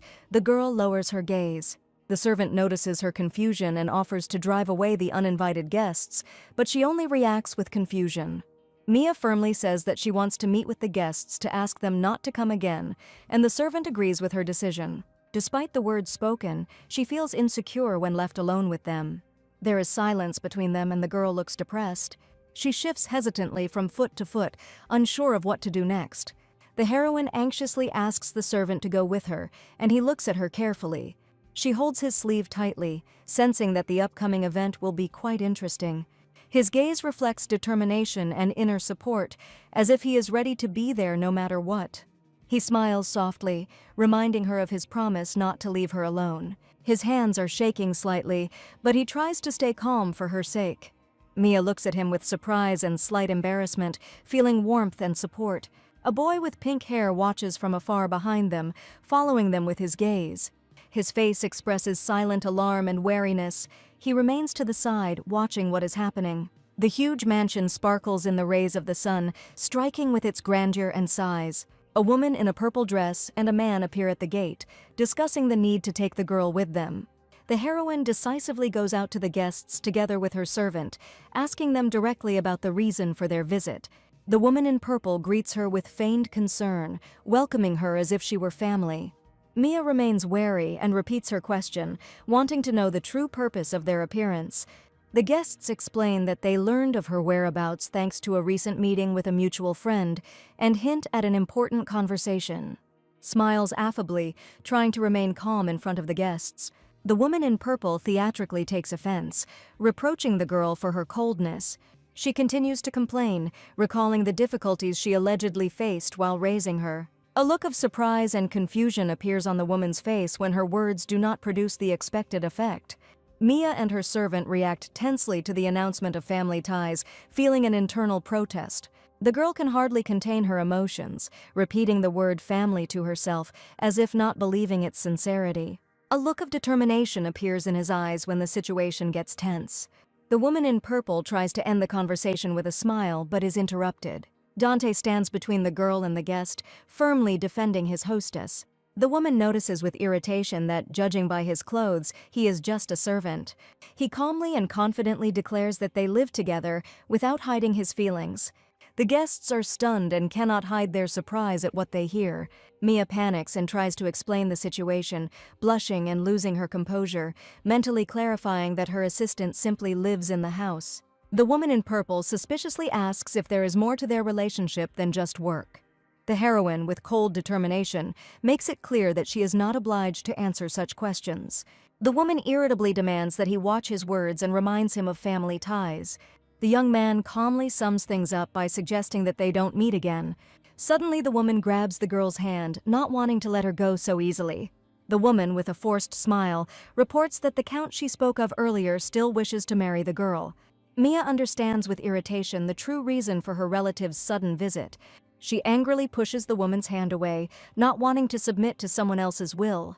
A determination appears in her gaze as she realizes that they only need her for their own benefit. Images of a grinning man and a girl with a butterfly in her hair appear in the background, hinting at their involvement in what is happening. The woman in purple is furious, not hiding her disappointment and anger. Mia stands with a grim and determined expression on her face, not hiding her disappointment. The count sarcastically advises that they first cure their husband of his gambling addiction if they want to save the house. He accuses them of drunkenness, gambling, and extravagance, believing that this is what is destroying the family's future. In a fit of anger, the man swings at the girl, not holding back his emotions. Dante quickly intervenes to stop the aggression. He firmly reminds her that he warned her not to come closer, and the woman, in a panic, rushes to her husband. The man writhes in pain, and the woman, in panic and indignation, demands an explanation for what happened. Mia cautiously reminds that she warned about the consequences. The aunt angrily accuses her of insolence and claims that willful women always cause nothing but trouble. Against the backdrop of a sunny day, there is a confident promise that a solution will definitely be found. Dante looks forward with a firm determination, ready to protect his mistress. The heroine, confused and surprised, realizes that she did not expect such a development of events. Mia reacts to what is happening with surprise and slight confusion, not understanding what the adults are leading to. The aunt in purple, with feigned regret, announces that the girl cannot marry without the consent of her guardians. They look at her with anticipation, and Mia feels the pressure growing. A protest against church laws flares up inside the heroine, and she fears that she will be taken away against her will. Dante, surprised, clarifies that he is talking about a year of waiting. He says with a smile that he respects the girl's choice and does not allow adults to impose their will on her. A woman with red hair screams in rage, her face contorted with anger and her hand extended threateningly forward. The girl with green eyes desperately demands that the quarrel be stopped, but the enraged lady sharply pulls her back, not allowing her to intervene. A girl with long hair and a young man stand next to each other. She indignantly defends herself, and he watches what is happening with an imperturbable face. The aunt sneers with disdain and distrust, questioning the status of a man dressed as a servant. The count whispers something to the woman, and she listens with suspicion, wondering about the origin of the girl's money. Dante looks forward with a serious and slightly sad expression, remaining calm amidst the escalating conflict. The woman with red hair looks away thoughtfully and suspiciously, holding back her emotions. Her hand in the purple sleeve clenches into a fist, and an invitation to a ball at the palace pops into her thoughts. The woman with a fan on her face smiles slyly, making insidious plans for the upcoming ball. Dante and Mia stand side by side, the question of how he will introduce her to high society as a groom hanging in the air. The heroine, in confusion and anxiety, ponders whether she is worthy of being presented as the nobleman's bride. The man and woman's gazes meet, and a tense silence filled with hidden intentions falls between them. The woman in the purple dress watches the girl suspiciously, promising to find out the truth soon. Her gaze becomes intense, and there is a feeling of mistrust in the air. Dante and Mia walk down the garden path, leaving behind the tense conversation. They walk side by side among the green trees, and the atmosphere between them becomes lighter. He expresses his satisfaction with a gentle smile that he was able to help. Mia smiles shyly, trying not to inconvenience her companion. Two people are walking side by side, discussing that one of them has long wanted to visit this place, although he has never been there before. The young man calmly explains that he has never had a partner, which is why he has never attended a ball, and the girl is surprised by this confession. Mia smiles and doesn't believe his words, assuring him that he must have a lot of fans. Dante, looking at his steps, admits that now he really wants to go to the ball. His face is illuminated by a sincere and happy smile filled with light and joy. The heroine looks at him with surprise and slight excitement, feeling a change in her feelings. The girl with green eyes shyly admits that she has never been to a ball before. Dante says with a warm smile that he is honored to share this first ball with her. Mia, folding her arms, asks in surprise if there will be rumors about their engagement. She fidgets nervously with her fingers as the man asks if she wants him to be her partner, and she quickly denies it. The man, with a slight smile, promises that he will not wear an apron to the ball. He appears at the ball in his usual outfit, and the girl can barely contain her embarrassment and delight in her thoughts. The heroine laughs and jokes, and the young man looks at her with a slight smile, proposing to get engaged for real. She asks again in surprise, not believing what she heard, her eyes shining with surprise. Dante looks at her with tenderness and thoughtfulness. His gaze becomes soft and warm. Mia, smiling mischievously, catches up with him against the backdrop of a bright sky and green trees. In a humorous scene, she promises to make a mess of the house so that he will always need her help. The hero smiles shyly, slightly covering his mouth with his hand, and admits that it's not about cleaning at all. The lady asks with surprise and slight anxiety what the real reason is, expecting an explanation. Dante and Mia stand opposite each other in the garden, discussing the possibility of a fake engagement of convenience. She ponders thoughtfully whether it is possible to just get engaged to the main character, fearing future changes. He gently suggests that she abandon the idea if it makes her uncomfortable and promises not to rush into a decision. The heroine recalls the moment when he asked her to fulfill one of his wishes as an apology, and realizes that this is exactly what he is talking about. She enthusiastically agrees, deciding that they will be able to surprise everyone at the ball, and if they find true love later, they can always break off the fictitious engagement. He assures her with a smile that if a rival appears, he will not spare him, and the girl reacts to such words with surprise. An expression of bewilderment and slight shock appears on the girl's face. Her thoughts are full of questions. In a joking manner, she reminds him that he can't just destroy people, and he suggests that they go home. Dante suggests that they forget about the conversation if the idea of destruction seems too radical to her. The heroine anxiously thinks that if she doesn't fulfill his wish now, then later he might ask for the impossible. She resolutely agrees to fulfill his wish immediately to avoid unexpected requests in the future. A satisfied smile appears on the man's lips, and a feeling of agreement and harmony hangs in the air. Under the spring sky, the two look at each other tenderly, their gazes full of trust and warmth. The little red dragon purrs contentedly when stroked, flowers and joy swirl around him. In the garden, a girl plays with a dragon, and a man calmly reads a newspaper at a table, enjoying the peaceful morning.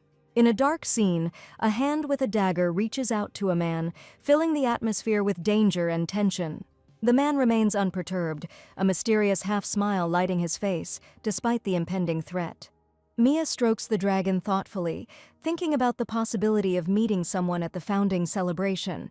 She worries that if Dante meets the main character, he might fall in love with her, as the plot dictates. A fear arises in her thoughts that everyone else will gradually become distant too. Overwhelmed by loneliness, she feels that she will be left alone again in the huge hall. The heroine smiles, watching the contented dragon, and decides that first she needs to survive the upcoming ball. She excitedly asks Mr. Matthias to teach her social manners so that she can be ready for the important event. A young man with blue hair and glasses looks up from his newspaper, looking at his interlocutor in surprise. At a table in the garden, the girl confesses that she has to go to a ball and is worried that she won't understand the conversations of the aristocrats. In his imagination, a girl with shining eyes begs him to teach her manners, and the man remains unperturbed. He agrees to start with a simple question, preparing to test her knowledge with an example. In the imaginary scene, an elegant lady offers a treat, expecting a polite response. The girl answers too simply in her thoughts, realizing that her reaction is far from secular standards. Lord Matthias, in full dress uniform, reflects on how good manners and refinement are not always innate, and compares this to a girl's inability to clean. At the table in the garden, he informs the girl that her answer was incorrect. The heroine recalls that the correct answer should have been a compliment, but in reality her interlocutor was only subtly ridiculing her village origins. The girl is surprised to realize that they were actually hinting at her. She reflects that her interlocutor will not be able to humiliate her without humiliating herself, and complains about the need to think through every word at the table.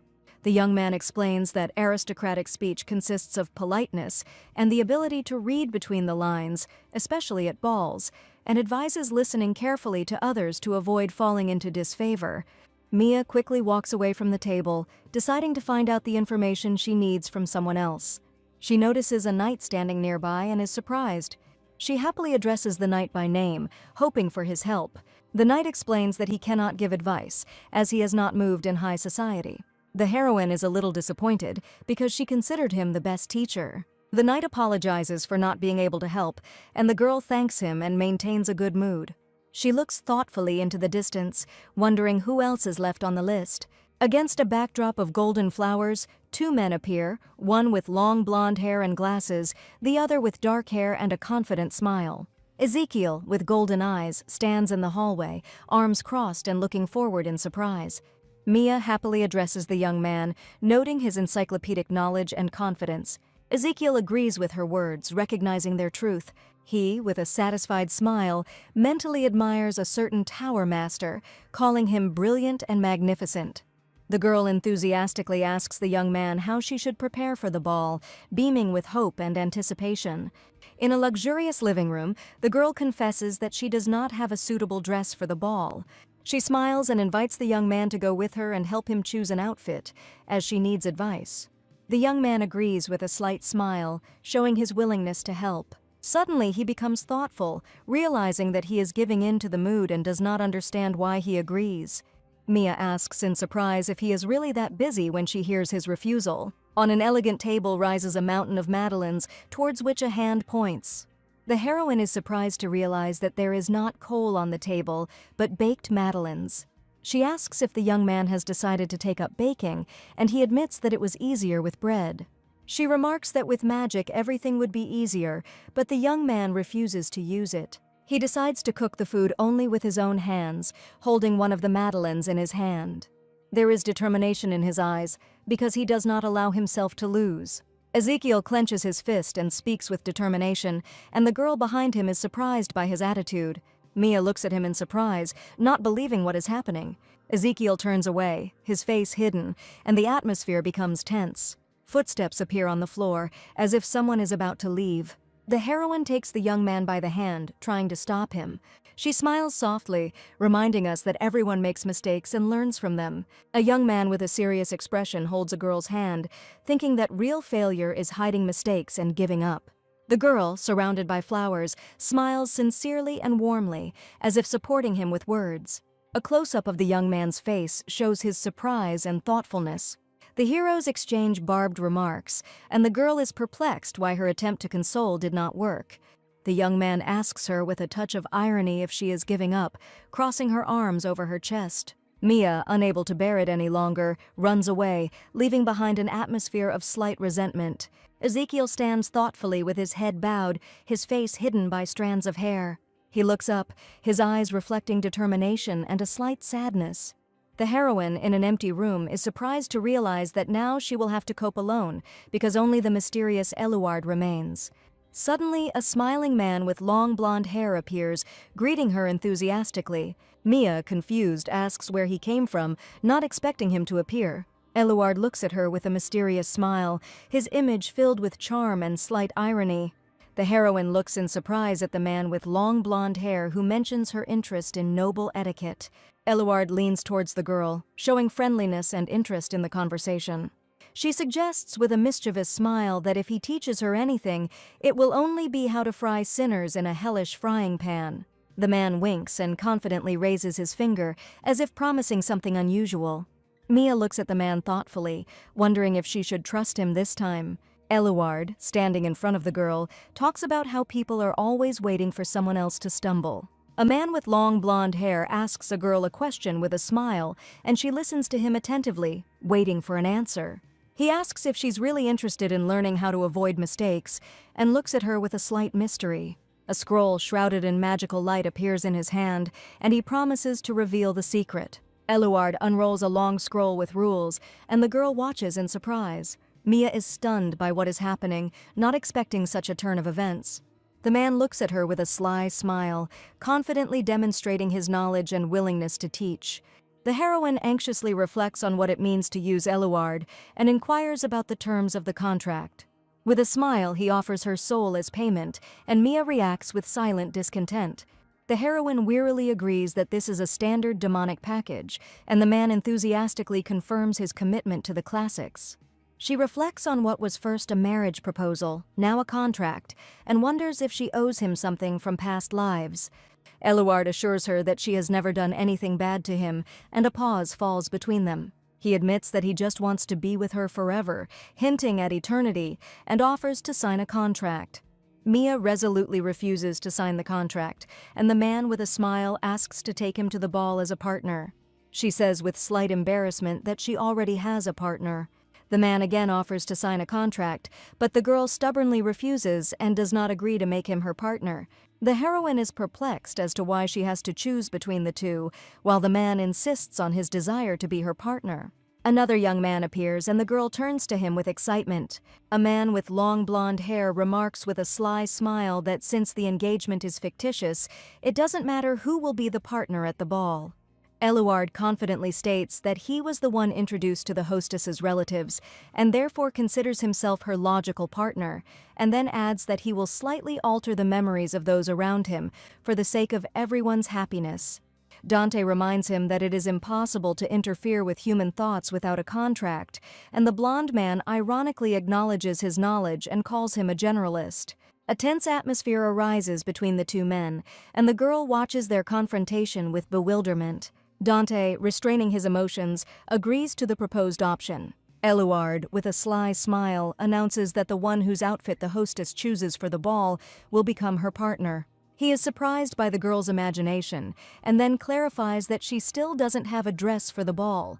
A man with long blonde hair says with a smile that simplicity makes the hostess charming, and the girl in response feels slightly insulted. Mia invites two men to help her choose a dress for the ball, promising to be grateful for their help. Dante looks at her with slight confusion, thinking about the situation. Eluard happily announces a meeting at the boutique, quickly disappearing, and the girl, confused, tries to stop him. Mia is confused and asks herself what is going on, and only one of the men remains next to her. Dante looks at her with slight concern and attention, watching her reaction. The heroine, with shining eyes, recalls that she simply asked the man about noble etiquette for the ball. The young man asks with surprise why she is already giving someone else a nickname, and she justifies herself by saying that his name is too long and inconvenient. She smiles and suggests that he come up with a short nickname, addressing him by his first name. Mia thoughtfully goes through the options, trying to shorten his name to one syllable, but admits it's not easy. Dante looks at her tenderly, considering his name to be the best of all that he knows. A light, warm smile filled with hidden joy appears on his face. With confidence and a slight smile, he says that he knows about his victory, looking at his owner. A fair-haired man greets guests at the entrance, announcing that he has rented this place for today, but suddenly notices something unexpected. Three people meet on a city street, and the dark-haired man turns to the pink-haired boy in surprise, asking why he is there. Ezekiel sheepishly explains that he has run out of baking ingredients. He passionately declares that he could not allow his companion to choose a tasteless outfit, so he came himself. The girl reminds that attending the ball at the founding festival is obligatory for all nobles, emphasizing the importance of the event. A young man and a young woman are walking down the street, reflecting on someone's indifference, and a slight bewilderment reigns between them. The blond man with glasses smiles mysteriously, as if he is preparing something unusual.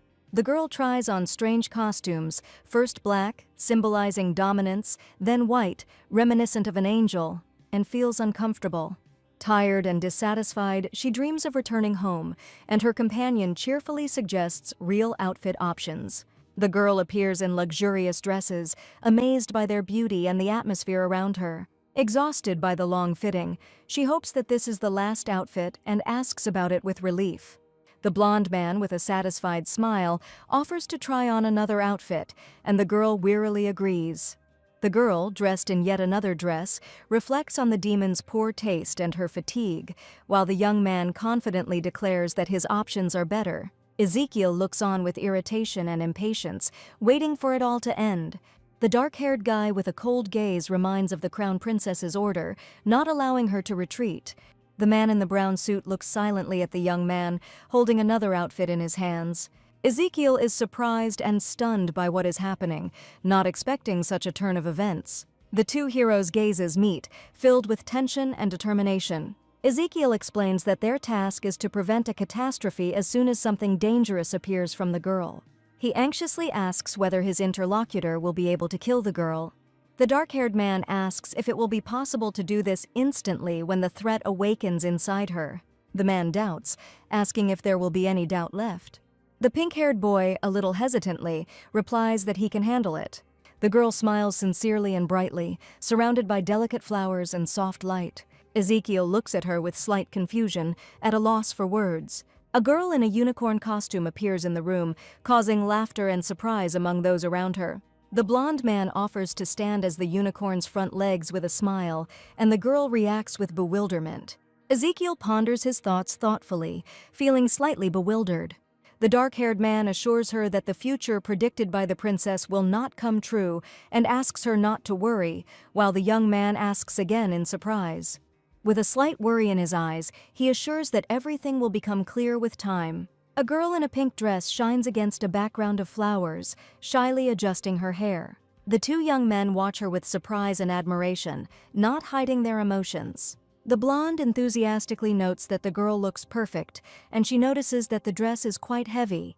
The blonde winks and promises that in this outfit, the prize for the best dressed will be hers. The girl doubts whether she will be able to dance in this dress, but she is assured that it is not that heavy.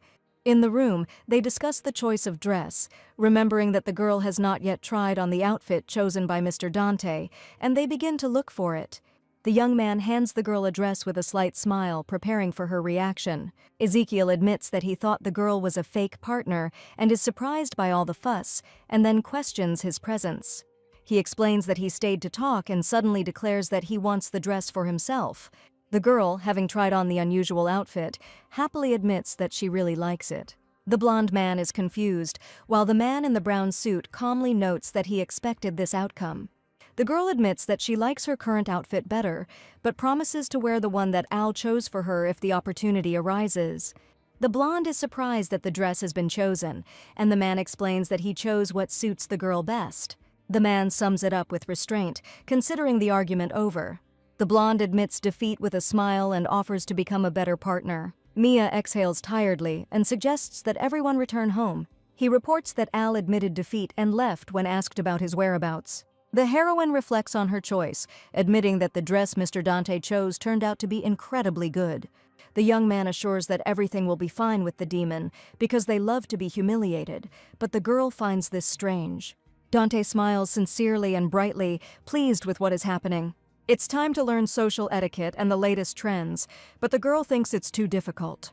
There are 12 dances to learn for the banquet, and there is very little time left, so the training is carried out at an accelerated pace. Ezekiel is forced to teach the girl, although he himself did not expect such a fate. 2 days before the event, the girl undergoes endurance and flexibility training, exhausting herself from the number of laps. The next stage is self-defense training, where she fights with a dummy under the supervision of instructors. Suddenly, Mia is surprised to notice that she has broken the wooden target, without understanding how this happened. She wonders why she needs to learn to wield a sword when she only expected to master secular skills.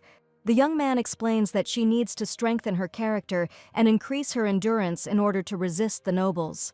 Despite being tired, the girl agrees to continue training, and her mentor encourages her with a smile. In front of a majestic mansion stand a knight in armor and a young man with pink hair, illuminated by a soft light. Ezekiel and the knight look puzzled, their faces expressing slight impatience. Mia watches them from the window, thinking about what is happening. She walks out into the garden, surrounded by flowers, her face glowing with calm and confidence. The heroine chooses a light dress because comfort is most important to her, and she does not want to dance in heavy clothes. She thinks with a smile about how Mr. Dante always guesses her wishes, and a voice is heard behind the door, announcing his arrival. A man with long blonde hair and a soft smile enters the room, surrounded by warm light. His gaze suddenly becomes surprised when he notices something important. He looks closely at the girl in the green dress and notes how well this outfit suits her. Mia smiles happily, and the man admits that someone else knows her better than him. Against a backdrop of flowers, a box opens to reveal elegant earrings sparkling with blue stones. The girl carefully puts on the earrings, her green eyes shining in anticipation. Mia looks at the man with long blonde hair in surprise, suddenly hearing his voice in her head. Al winks with a smile, showing that everything is happening thanks to his decoration. Mia, slightly embarrassed, realizes that she can now communicate mentally if something remains unclear. They exchange humorous remarks, and the girl admits for the first time that he looks like a real servant. Their conversation continues, and the girl notes that he was of little use before, and he is slightly offended by her words. At this moment, an elegant man in a dark suit appears, his face lit up by a calm smile. The heroine admires the elegance of the man in the suit, and he explains that he chose the outfit to match her dress. She looks at the hand extended to her in surprise, preparing for the upcoming event. Dante takes her hand with a warm smile, creating an atmosphere of trust and calm.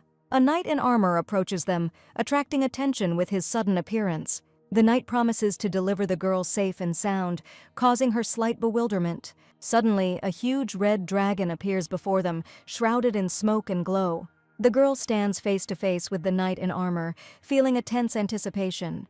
She is surprised to learn that they will have to fly on a dragon, because this is her first ball. Dante, with such a spectacular appearance, no one would dare look down on her. The girl is confused as to how people will react to her appearance riding a dragon.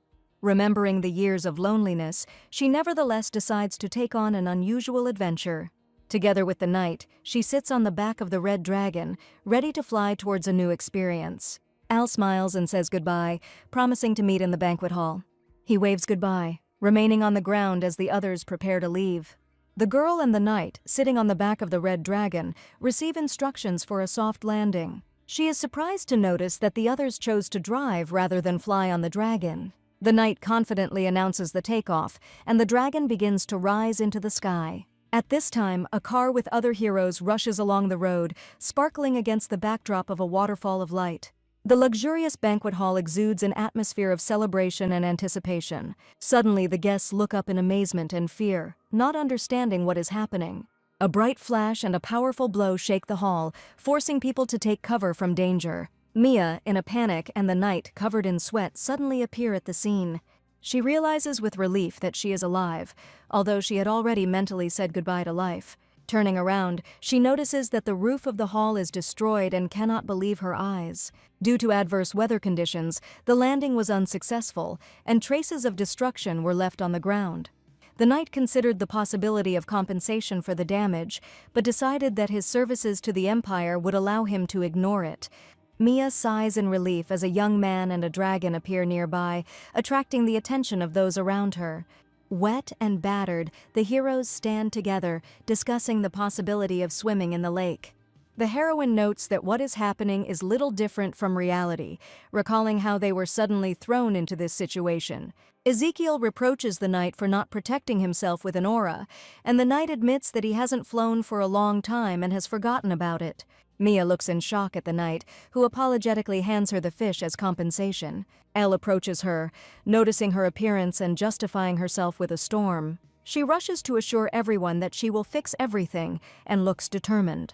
He offers her a document with a smile, and she reacts thoughtfully, wondering if they were too noisy when landing. Dante notes that after such a spectacular appearance, all eyes will be focused only on her. Mia asks in surprise if this is true, and he confidently confirms it. A girl with a beaming smile greets guests, trying to make a good impression. A group of people in the room look at each other, unsure how to respond to her enthusiasm. Realizing her failure, she slumps her shoulders, and her companion suggests they go inside. The heroine looks at her companion with sadness, feeling disappointed. She agrees, mentally dreaming of delicious food and rest. The whole company enters a luxurious hall, where they are greeted with surprise. A bright woman with red hair appears in the hall and unexpectedly compliments the main character. She hides her smile behind her fan, realizing that Mia truly belongs to the nobility. Mia mentally confirms her status and asks not to bother her about this anymore. The red-haired lady calls Mia heartless and is about to introduce her to Lord Draxler's son. The woman with the fan explains to Mia how noble the young man's family is and how closely they are connected to the church. Mia is surprised to hear that the church blesses this union because she doesn't even consider herself a believer. A man with a stern look and a thick beard, dressed in luxurious clothes with fur trim, appears in the hall. Mia looks at the stranger in confusion, not understanding where he came from. The man introduces himself as Mia's fiancé and admits that he would not like to marry the girl chosen for him. Inwardly, Mia irritably wishes that this man would simply disappear from her sight. She indignantly tries to stop what is happening, not understanding who gave him the right to act like this. A young man appears in the background of the entire scene, carefully watching the development of events. The man in the fur cape looks at his interlocutor with interest, remembering that he has seen him somewhere before. The young man formally names the general and his rank, surprising those present. The general admits that he did not expect to meet this man here. Dante clarifies that the general just called himself Lady Fortuna's fiancé, emphasizing the importance of what he said. The general clenches his fist, mentally repeating about the hero's bride. He angrily declares that he cannot simply back down. Dante declares with determination that he is ready to become the second groom if the lady agrees, and the girl looks at him in confusion. Inside herself, Mia wonders with bewilderment and irony about the sanity of what is happening. A tall, blond man, smiling and raising his hand, confidently states that this option is impossible. He continues to shine with charm, creating an atmosphere of lightness and confidence around himself. Mia thinks with tired irony that this man has started his usual hurdy-gurdy again. The knight and the boy with pink hair notice that there are still reserve candidates standing behind them and ask that this be taken into account. The man looks on silently, his face expressing thoughtfulness and tension. The girl watches the man in surprise and alarm, who is clenching his fist, not understanding what is happening. The man suddenly breaks into a wide smile, his laughter filling the room with light and confidence. The heroine, confused and slightly irritated, cannot understand what they want from her. She mentally notes that the man is too intrusive and regrets what happened. The man, with a serious look, declares his intentions and asks her to explain why he is not right for her so that everything can be fixed. The girl begins to explain the reason for her refusal. Her voice sounds uncertain. She calls the man a walking hairy disaster with indignation and despair. He hears that he has fur like a mammoth and looks puzzled.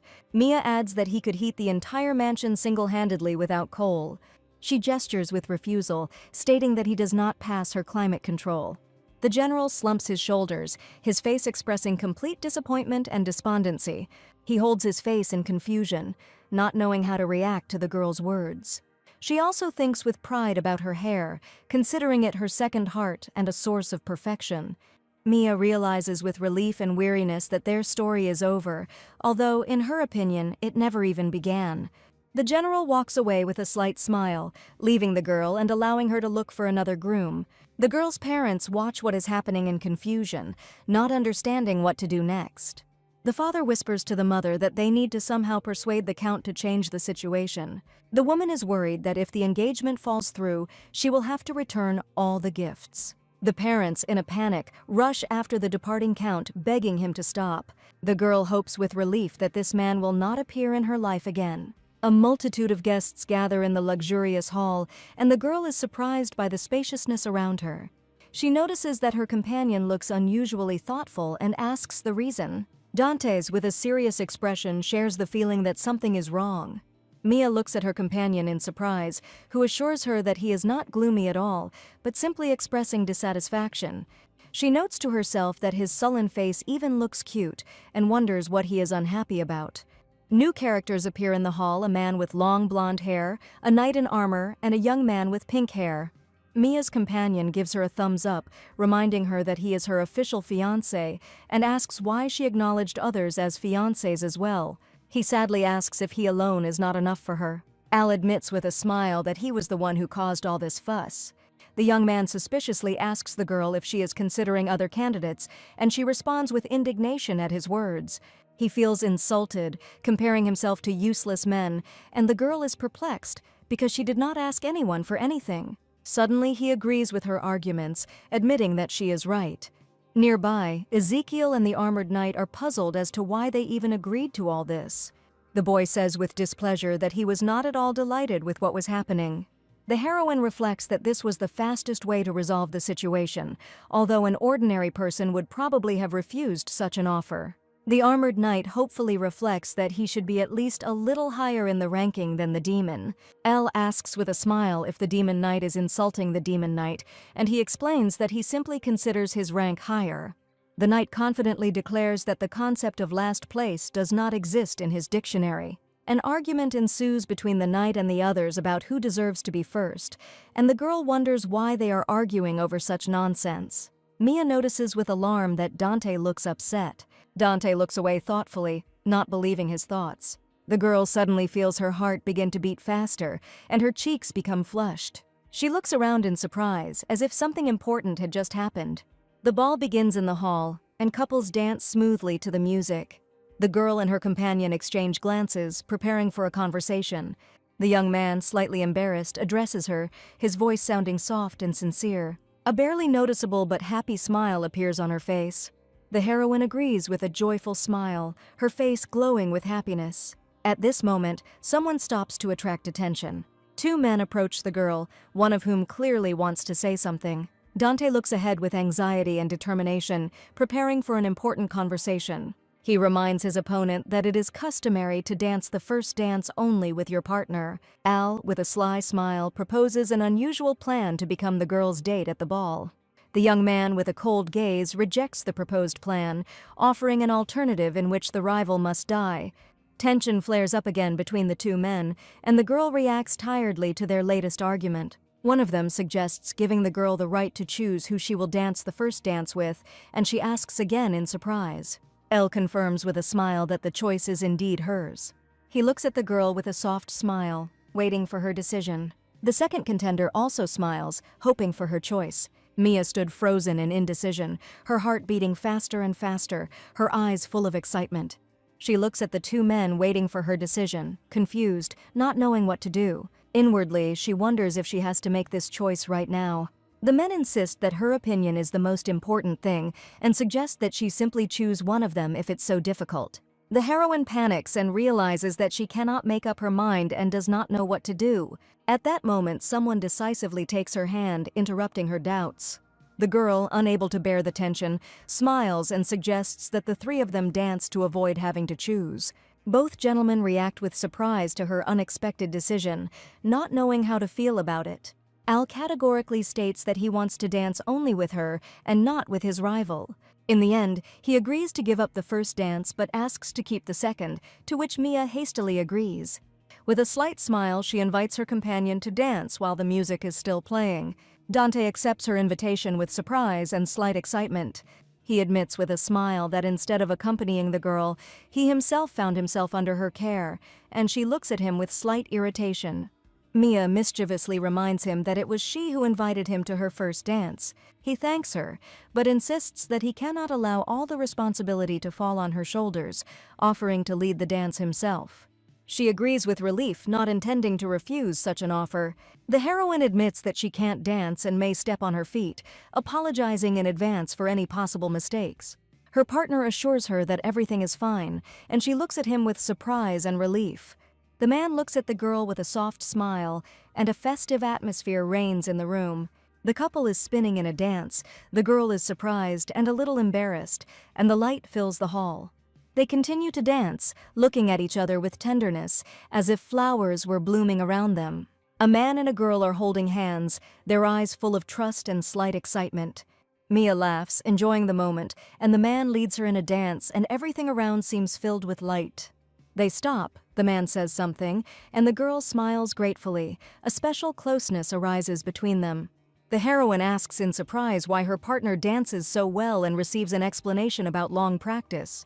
Dante admits with a slight smile that he was also inexperienced, but he trained a lot. In a comical flashback, the girl imagines him learning to dance with a robot, and she feels embarrassed. She laughs, imagining this funny sight, and her mood becomes even lighter. The man looks at the girl tenderly, admitting that these are not the most pleasant memories for him, but he is glad for her happiness.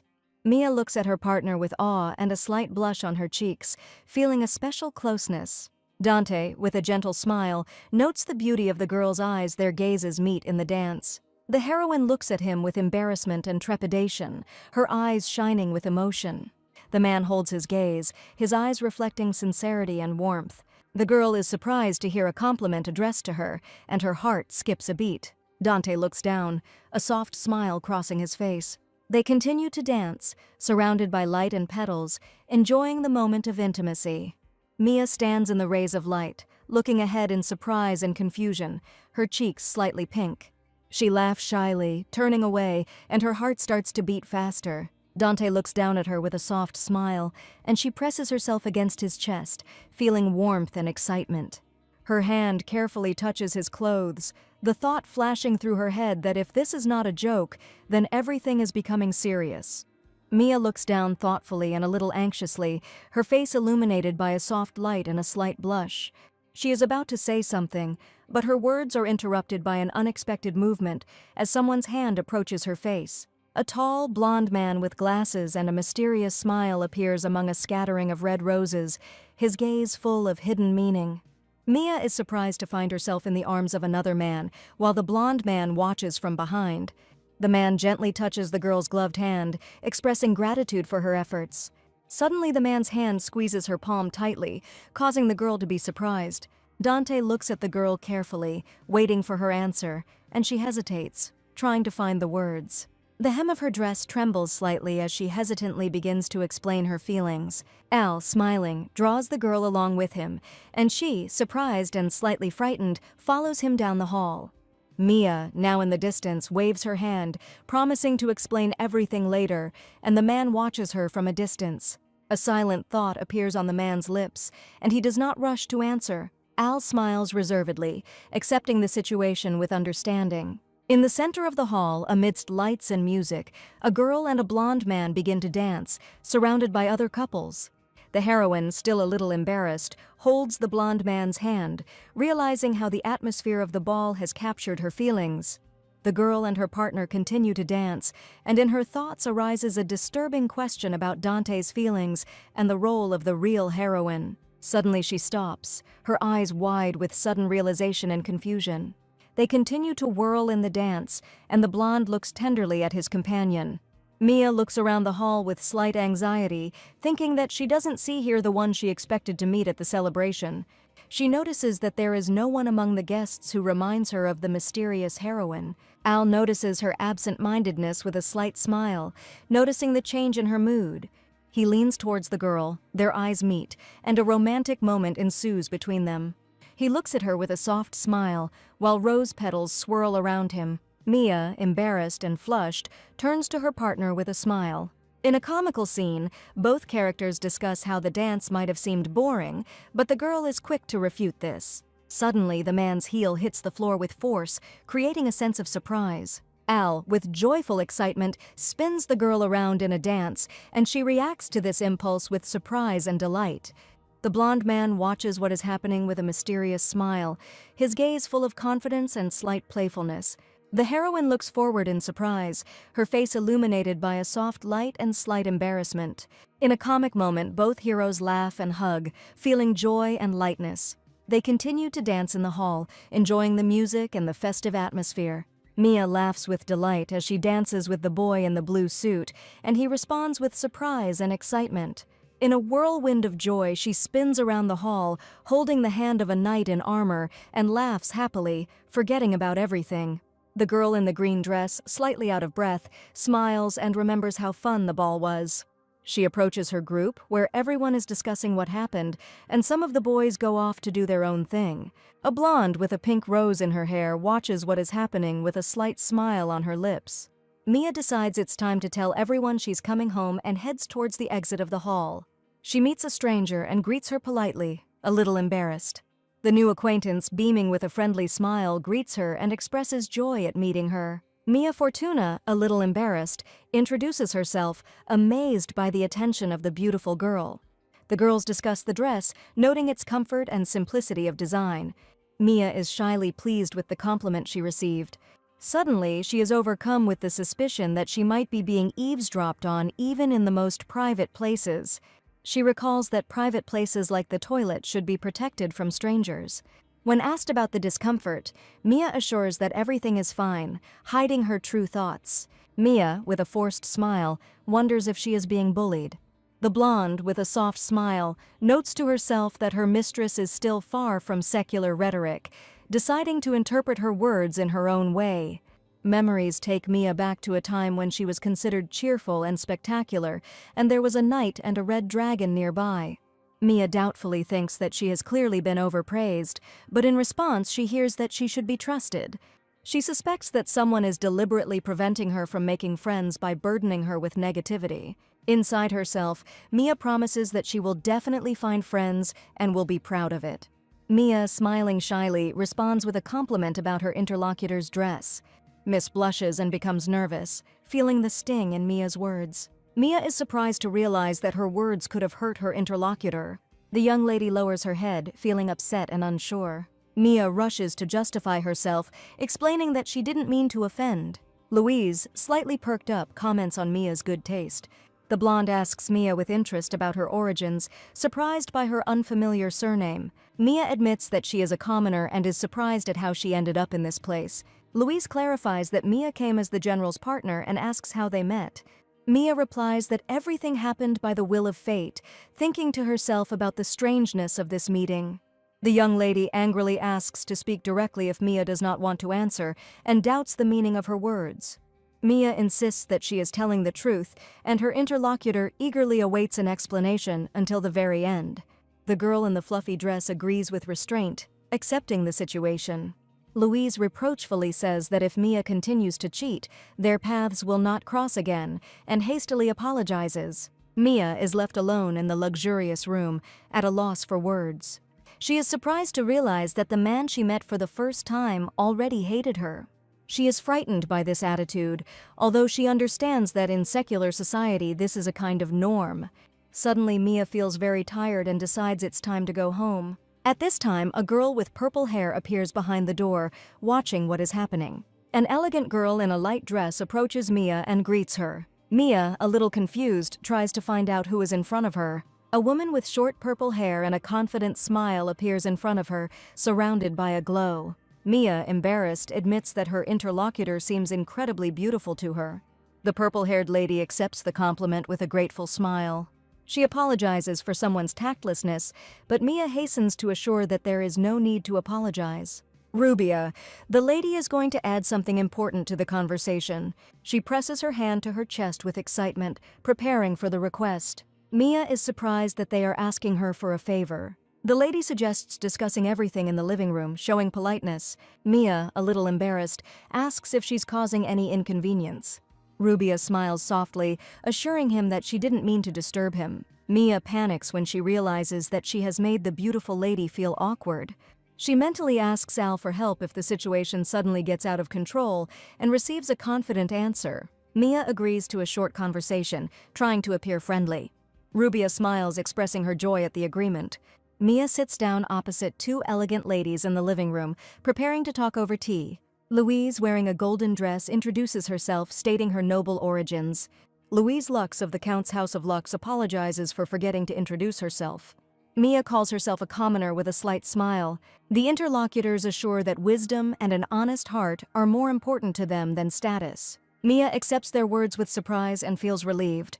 She wonders why both ladies wanted to talk to her and recalls their first meeting. Mia recalls that it all started with a compliment about her comfortable dress. The heroine recalls that she simply thanked him for the compliment because the dress really was comfortable and nothing else happened. She begins to doubt whether her gratitude was perceived as mockery and internally worries that they do not believe her. In the luxurious hall, they discuss how difficult it is to be honest in high society and emphasize that this is precisely why they need Mia so much. Louise, in a golden dress, says that the three of them used to be friends, but after entering high society, everything changed. She admits that she wants to restore the former closeness with her friend, but does not know how to do it. Mia listens to their revelations with surprise and slight excitement. Louise looks at Mia with restraint as she prepares to say goodbye and leave. Mia, feeling awkward, apologizes and gets ready to leave the living room. Suddenly she is stopped, her hand is grabbed tightly and she is asked for help. Louise says in despair that only Mia can help them. Mia is confused when she remembers how one of the girls left upset and doesn't understand how she can now become her friend. Louise explains that Rubia is simply shy around new people, although she doesn't really believe it. The girl with golden hair wearily opens the door and asks a question. Looking around, she notices something unexpected and her gaze becomes wary. Two other girls, one with brown hair and one with purple hair, look at her in surprise. A girl in a pink dress comes down to them and asks what they are doing here. The chestnut-haired girl, a little embarrassed, explains that she was invited. The girl with roses in her hair asks in bewilderment since when commoners are allowed in here. Rubia, dressed in a blue dress, reflects on how friendship is more important to her than status.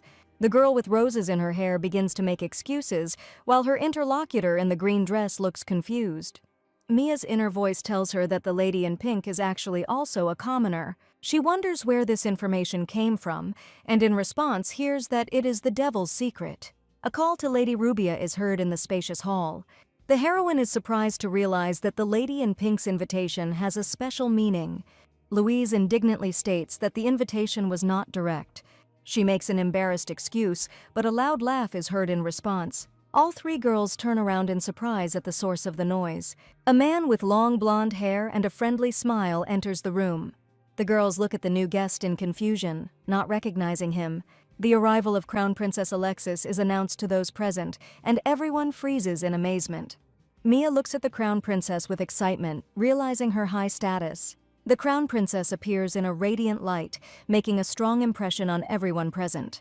She addresses the ladies in a friendly manner, inviting them to raise their heads, and the heroine is surprised by the unexpected meeting.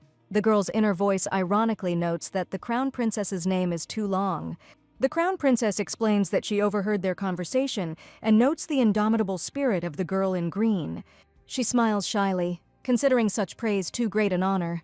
The girl in the green dress is internally worried, noticing the Crown Princess's strange reaction to her answer and doubts whether she made a mistake. And he tries to mentally contact his assistants, but receives no answer and begins to panic. In desperation, she calls her friends, but silence reigns in the hall and no one answers. Her friend reminds her that the etiquette when addressing members of the royal family is to introduce oneself first. The girl, embarrassed, hurries to apologize and tells her name to the Crown Princess. The Crown Princess reacts to her apology with restraint, and the girl continues to bow her head. A mysterious and warm smile appears on the Crown Princess's face. Mia looks at the Crown Princess with surprise and admiration, sensing a special atmosphere between them. The heroine shyly thanks him for the honor, but is advised not to be so constrained. The Crown Princess admits with a smile that she doesn't like formalities, unless it's about tea. Mia perks up and smiles back. A friend with purple hair jokes that it's not etiquette that's important, but the tea, and laughs cheerfully. Two girls laugh at a successful joke, deciding to use it at the next tea ceremony. The Crown Princess turns to the girl in green, waiting for her answer, and she reacts with surprise. The heroine, gathering her courage, asks an unusual question, mentally convincing herself not to panic, because a real office worker doesn't get lost in difficult situations. The Crown Princess reacts to her words with surprise, not immediately understanding what she is talking about. A genuine smile appears on the Crown Princess's face, and she continues the conversation with interest. Mia, a little embarrassed, thanks you for your attention. The Crown Princess suddenly asks the girl if she will be at the hunting festival in 3 days, causing her slight confusion. The heroine wonders why she was invited to this event, comparing the invitation to a weekend trip. Two girls are discussing an invitation from the Crown Princess, and one of them feels she cannot refuse. Louise, in a luxurious dress, discreetly reminds us of the need to show our strength at the upcoming event. The two ladies are beaming with joy and confidence, their faces full of anticipation. Mia is embarrassed by the attention, but agrees to come, unable to withstand the general gaze. The Crown Princess promises to wait for guests. She turns and walks away calmly, leaving behind an atmosphere of anticipation. Black boots strode confidently across the marble floor, creating a sense of determination. The Crown Princess makes an unusual wish with a smile, causing confusion among the girls. The girls start laughing, trying to hide their confusion at the unexpected joke. One of the girls, sighing tiredly, dreams of returning home as soon as possible. Louise notices that now her friend is also forced to go to the hunting festival, although she doesn't want to at all. Mia is surprised to learn that the festival is not about hunting ordinary animals, but magical beasts. The girl in the yellow dress asks her interlocutor with a serious look whether she has any shooting experience, and she admits that she has only had a little sword training. Louise is surprised, thinking that even basic sword skills are already worthy of admiration, and her friend is confused. Mia is worried about whether her knowledge of the basics of fencing is sufficient to participate in the competition. All these decisions are not easy for the heroine, but she finds the strength not to despair. Her friend Rubia points out that such skill cannot be learned quickly and supports her doubts. The girls assure that they will not allow their friend to be in danger, urging her to trust them. Someone's hand extends in support, promising that they will be together. The other hand gently rests on top, confirming concern for Mia's friend. Two smiling girls raise a toast to their friendship against a backdrop of flowers. Mia looks at her friends with surprise and touching excitement.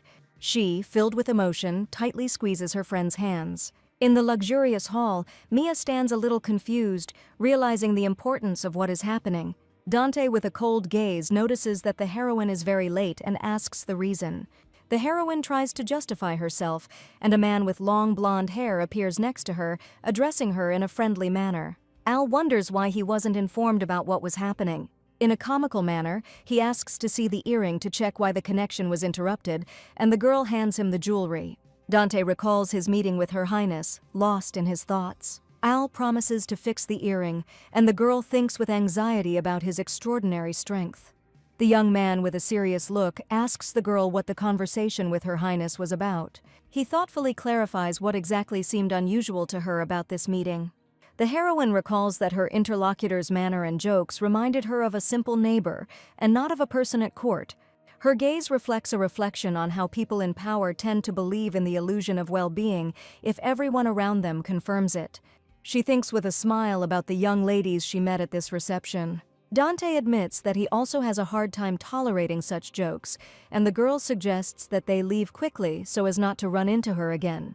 Mia is surprised by the absence of Izzy and Killian, remembering that they left to do their own thing. At this time, Ezekiel and the knight in armor stand in front of the crown princess, waiting for her words. The crown princess reminds him of her previous order, her gaze becoming serious. The young man and the knight are silent, not knowing what to answer to her question. Ezekiel, looking down, admits that he remembers the order.